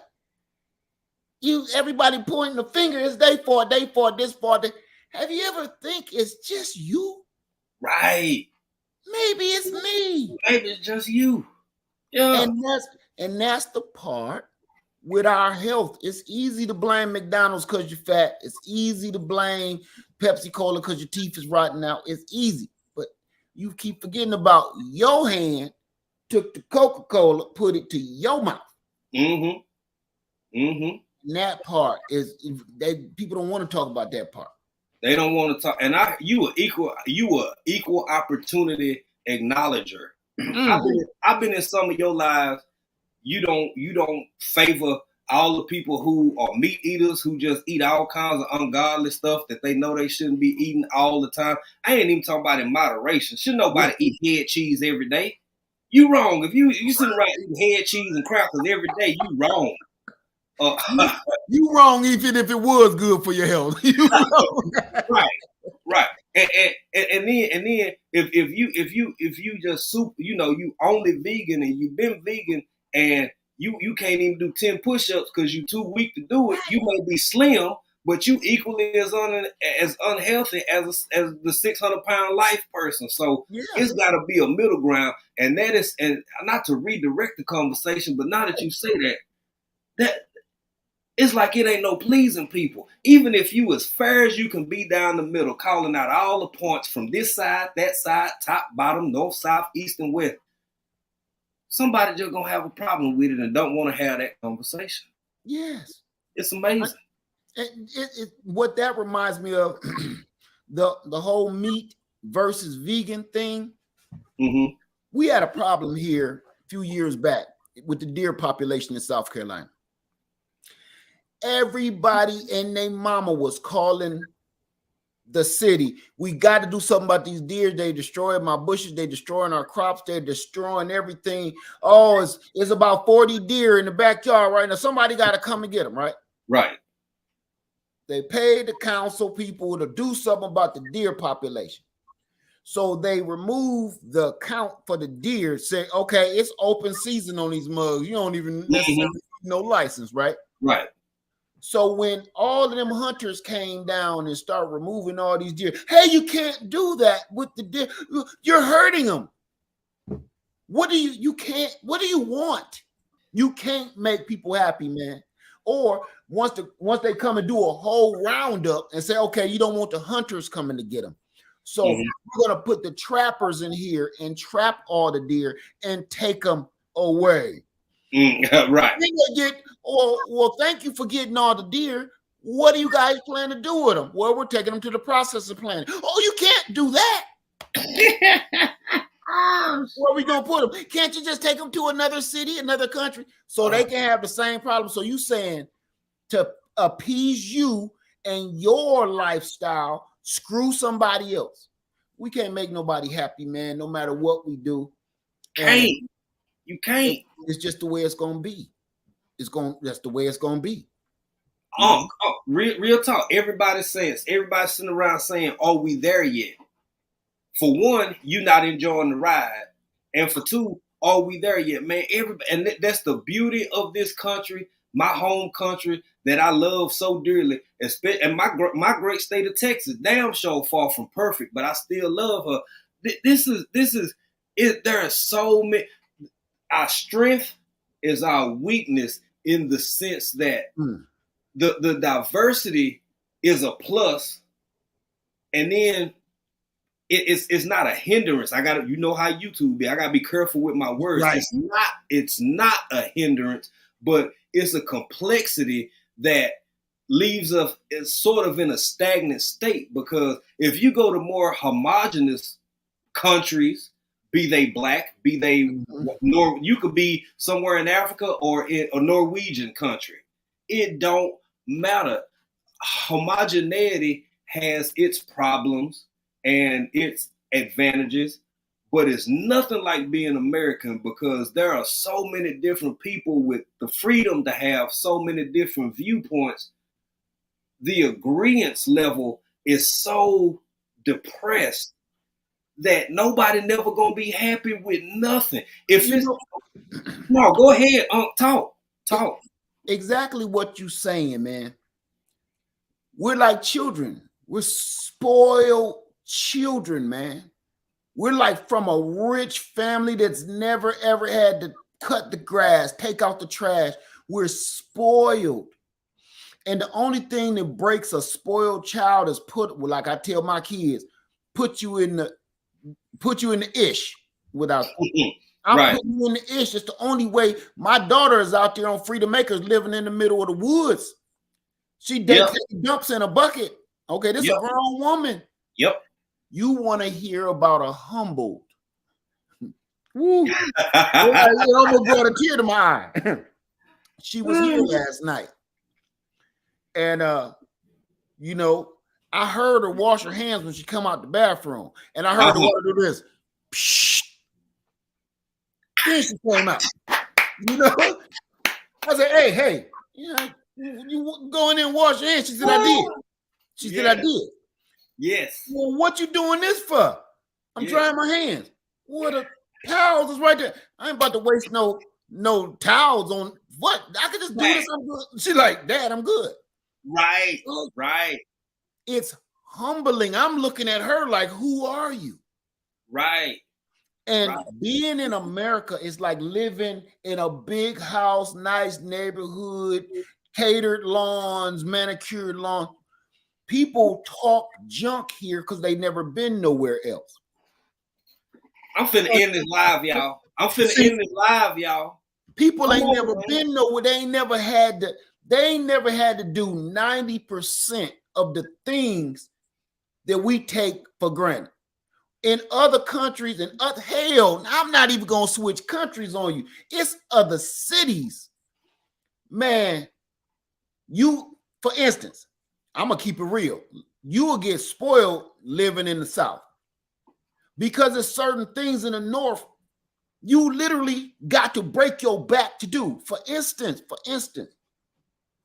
in the South, I don't care how damn cold it's been in the Carolinas, Florida, and Texas. Cut it out. When we talking, it's cold. It's 40 degrees. The Northerners looking at us like, if y'all don't all shut up, son. Facts. If y'all don't all shut up with that garbage, shut that down. Okay. Oh, a tornado. We got 4 of them. That was Tuesday. Cut it out. Okay. it's the spoil factor, man. When we talking, it's because imagine this. Right now, you at your house. Let's just say you left a jug of milk out in your car right now. You came from the grocery store, you left a jug of milk out there. Okay. Mm-hmm. What you got to do right now to go grab that jug of milk? Do this real quick and just run out there and grab it. You might not even need no shoes on, if you know what I'm saying. Right. Up north, right now, if you left a jug of milk in your car, say, "Ooh, damn, forgot the milk."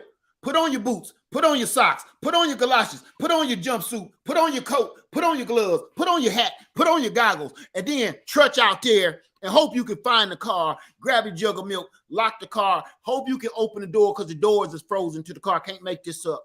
Then close the door, hope it's locked because you don't want to get broke into because the thieves even get you in a blizzard. Then go back in the house and now you got to sit and thaw the milk out because it's a block of ice now. Yeah.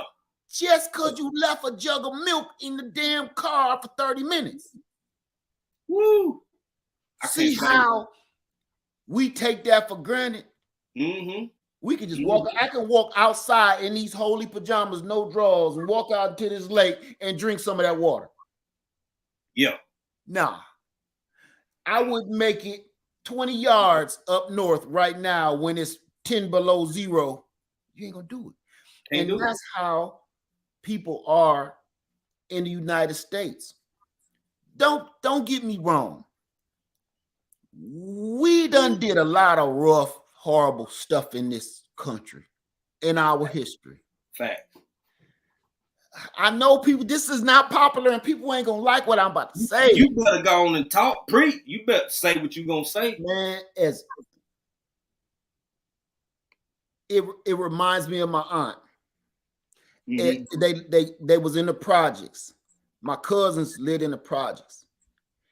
As rough as it was to live in the projects in Toledo, Ohio, it was still more beautiful than living in the streets in Gary, Indiana. Right. It's just we spoiled, man. This country is rough. This country, you know, we ain't got a bit of sense. But damn it, I'd rather be here than almost anywhere else on the planet. Yeah. And that's from experience. I'm just saying. And then you got to look at trends. People say, I can't stand America. America this, America that. Yeah. But you got to look at the people. You got to follow not just financial economics, but social economics. If we are so horrible, everybody and their mama is trying to get here through any means necessary. I gotta add that. I gotta add something to that, and I want you to finish. The other night when you did that live, and I think it was you said Lady Led was asking you like, where are you gonna go? Where are you gonna like when it comes to living in different places? When we were watching that movie, doing that movie review, somebody asked me how I know, baby. Y'all all know we just got back over here. I'm not talking about as a member of the military with this and that and this, and you just drive on post. And I'm talking about freelancing out here, raw dogging it, living in East Africa. Me and my wife just out here getting it in rural East Africa, baby, in rural Tanzania. Now check this out. I'm gonna need you gonna have to pray for me. They gonna come at me for this one. They gonna come at me. Some of what we would deem the roughest ghettos here, like the comparison you made by Gary and whatever. Baby, I don't know if y'all got some cousins or not, but I done seen some. I done said, damn, this housing. Oh, damn, this housing, y'all. Girl, you paying $36? You pay, baby, that's a rich neighborhood in some of the places I done been. That is beyond rich. Right. I'm saying that to say that's one of the few things that has made me just really sit back and reflect since I've been back to the house. And I can't expect everybody to, but I sit in my silence. I sit in my silence and say, they still don't get it. They still don't get it. But this where the scary part come in because, baby, I'm not saying the gravy train is almost over. I'm saying the dish might be empty. I'm saying the dish might be empty. The dish might be emptier than folks think it is. See, Baby, it's so real. And have you ever seen somebody in shock come into reality to a circumstance that's too difficult for them to process, so they don't know how to process it, so they live in denial for a few minutes, weeks, months, days, or hours or something? That's what I feel like we going through as a country. So if it's like this already, and when it's no longer deniable, who and how in the hell is going to be ready and prepared for said circumstances and situations? Let me tell you. Let me jump in there for a hot one. Go ahead. I'm gonna piggyback off of you. Go ahead. Again, when you talk about the plate about empty, boy, we licking the bowl. Licking the That's bowl. why you're like, I ain't gonna say we empty. I am. It's a listen. You people out there owning land and owning their own is none of my business. I got mine. It's like I gotta get mine. You gotta get yours, right? Fact. If I was a dog, I wouldn't give a damn what you do. But I see something that some folks can't quite see, and I'm gonna tell you this. This is why I'm always preaching. Please go get some land. I made a mistake and gave mine away a long time ago, and I had to redo it. Let me tell you something. What I know. Again, we're spoiled. We're so spoiled that you think that this is just a privilege. I'm not a privilege, but we deserve this. We can come get this whenever we want to. But here's the problem with that. In America, we're one of the only countries still left where you can actually own the land. Mm-hmm. Not lease the land. Own the land. Yep. All these other countries let you lease the land. Facts. And they'll be like, okay, you don't got to pay taxes on it. And some people tell me about different, but we don't pay no taxes. Yeah, but you don't own it either. Right. In America, you can, while you still can, and people keep saying why that little man with the glasses keep on buying up all the farmland to make sure they're trying to turn this country just like everywhere else where you can't own anything. Right. So to me, that's why I feel like I feel compelled to tell everybody, please get some of this. Please come. It's no different when everybody be yelling out. They got seed. They get on YouTube. It's seed sale at the Dollar General down on Bancroft and Upton. When we say that on YouTube, like, hey, y'all, fruit trees at Home Depot, 50% off. Y'all better hurry up. This ain't no different. Right. No different. Because 3 years ago, when I was screaming out, go get your fruit trees because they $24 and they marked down 50% off and only $12. That was 3 or 4 years ago. God is my witness. This morning, I got an ad and I just clicked on it that I haven't dealt with this nursery in probably 3 or 4 years because they made a big change during the sneeze. I'm not gonna say their name, but they are a very, very popular online nursery. The first name is the myth is they used to bring babies and slip them down the chimney. Okay, so I looked at a tree that I got sitting right out here in this yard right now that years ago I probably paid $16 for it, and it wasn't on sale. Today I looked at it, it was $118. The exact same tree. They didn't do nothing. They didn't do nothing to the DNA of the tree. Same tree, $118. And if we wouldn't get copyright, I would pull them up right now. I just shook my head like, Yep. That's no different than you better get in on the ground level and get whatever kind of piece of land. I don't give a damn if it's the corner lot in a bad neighborhood. Go on, give them that $3-5 grand and have you a little piece of something on this rock that you can call your own. Something. And I'm gonna say that you got Y'all, I'm telling y'all what I've seen. I know it to be true, man. I don't get up here just blowing smoke up y'all. Look, hey, Bud Files, how y'all doing? I'm serious. Hey, I profiles. don't get up here just blowing smoke, man. This, y'all, I have been in places and seen the fluctuation in currencies so dramatic over the course of a few days or a week or even a matter of hours in some instances. You know where your value come from? From everything that you got when that transition took place. Because this, matter of fact, talk to him real quick. Yeah. Talk to him real Yeah. quick.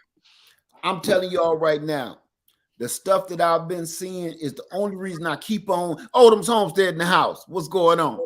The only reason I keep on talking about land, and I know some people they ain't into that. You don't have to be into it. Imagine you trying to structure something for the future. You don't want no land. You're not going to cultivate no land. You're not going to deal with no land right now. The only reason why you won't do it is because you don't understand. You don't quite understand the value of it. And it's funny how we do. We don't make a move until somebody knock us in the head. We don't get out the way till somebody knock you in the head. And when somebody telling you, look, years ago, everybody kept saying, invest in Microsoft, invest in Microsoft, invest in Amazon, invest in Amazon. We always like, man, that's what you mean people going to be bringing packages to our door, man. We got the mail, we got the post office for that. That's crazy talk. Look at us now. Everybody that did not invest in Amazon, Microsoft, all of that, Apple, we didn't invest in none of that stuff. And we the ones looking dumb today. Like if I would have just gave them about $50 out of my paycheck, I would have never had to work another day in my life. You out here, babe? Oh, no. Right. And look what we got. Hey, we got about 12 more minutes. If y'all got some questions for Led, y'all better go and ask him real quick if he feel like answering. And cause we gonna go support Unbiased, but y'all see this right here? Y'all see that right? You made me want to go get mine. That was for this. That's a Korean 10,000. This is a Tanzanian 10,000. Y'all see where that's from? Yeah. So, like, look here. I said that to say, and I don't know why I got this habit of keeping different bills in my passport. But my point is, I heard you when I went to go grab it, and I'm thinking about everything you just said, the investments, the things you can do, the way you can improve on your life. Y'all, please, and I'm gonna let him get the closing words. If he got time. If y'all think that this is a game to the point where stuff gonna continue to always be the way it is, I don't know what to tell you. I don't know what to say. I don't know how I can articulate it to get people. And again, I don't get in folk pocket, but maybe just this one time, a generator over Jordans. Just this one time. Maybe just this one other time you say some candles over that handbag or something. And I ain't coming at the ladies. I'm just saying, y'all, this is real. I see what's coming. And for a community, a country, a plethora of persons and people who I don't think gonna handle the new reality that's on the horizon worth a damn. If you got it, then at least you can look out for you and yours, y'all. It don't grow something to eat, grow something to protect what you done grow to eat. Have something to protect what y'all did. I'm telling you, the thing, the power, some shit finna switch. It's finna flip. All these other countries, any place I've ever been. Check this out. There has never been a place I've ever been where I couldn't pull a George Washington out of my pocket and everybody like, oh yeah, bet, fine. Let's get it. I'll take that. Cash, American, hell yeah, we take it. What do we do when that ain't how it is no more? What do we do when we have to learn to live without some of the things that we so used to and so accustomed to that all the rest of the world, they've been doing this for forever. They've been doing this the past 200 years. They know how to get it, baby, without. They understand it. I could go on for forever. Please jump in here and stop me. Stop me. What I'm telling people, what I want to say, and I close it out. Okay. Is this. Remember earlier in the conversation when I came on, you said, how do you deal with kind of like being the hybrid of, you touching in there with a little bit of the elderly. You can kind of relate to that, and you can kind of relate to the younger generation a little bit. Mm-hmm. You need to be just as flexible today.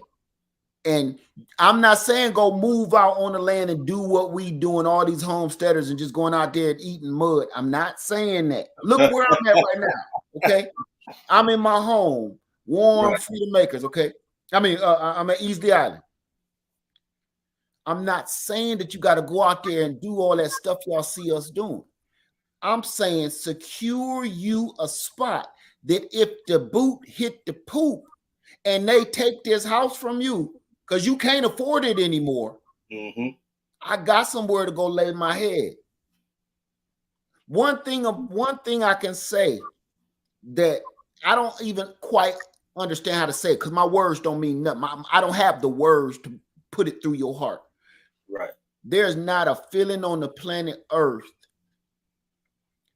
because we rarely experience this. When you was a child, maybe, but after your child, once you start going to school, it leaves us, which is this. When you was a child, you had zero worries. That feeling of when I come home and from playing, because you ain't in school yet, you ain't quite in school yet. When I come indoors from playing, my mama gonna have me some food ready. My God. My mama gonna have me some clean clothes ready. She done ran a bath for me. She probably gonna help me wash up. She gonna help me brush my teeth. Then my bed is made. I'm gonna go in there and get some sleep. I'm gonna wake up and I'm gonna do it again. I'm gonna play all day. We didn't have a care in the world. Once we started getting older and taking on responsibility, we start seeing how cruel the world truly is. Yeah. And we haven't felt that sense of carelessness since we was little bitty kids. I have not felt that feeling since I was a little bitty kid until now. That feeling of I can be out here in the street and I'm out here with my friends and we cutting up, but no matter what's going on out here, all the horrible mayhem, I got somewhere to go where I know it's going to be safe. It's mine and nobody around, ain't nothing around it that can harm me. Everything in that house is going to make me feel secure and safe. I haven't felt that since I was a little kid until we purchased Freedom Makers. Because I know if all of this go bad, I still got somewhere to go lay my head, safe, secure, ain't nobody around. I got plenty of food, plenty of supplies, and I don't owe nobody nothing for it. That part. That's as close to that feeling of being a carefree child as I can get. I don't have to move out there if I don't want to.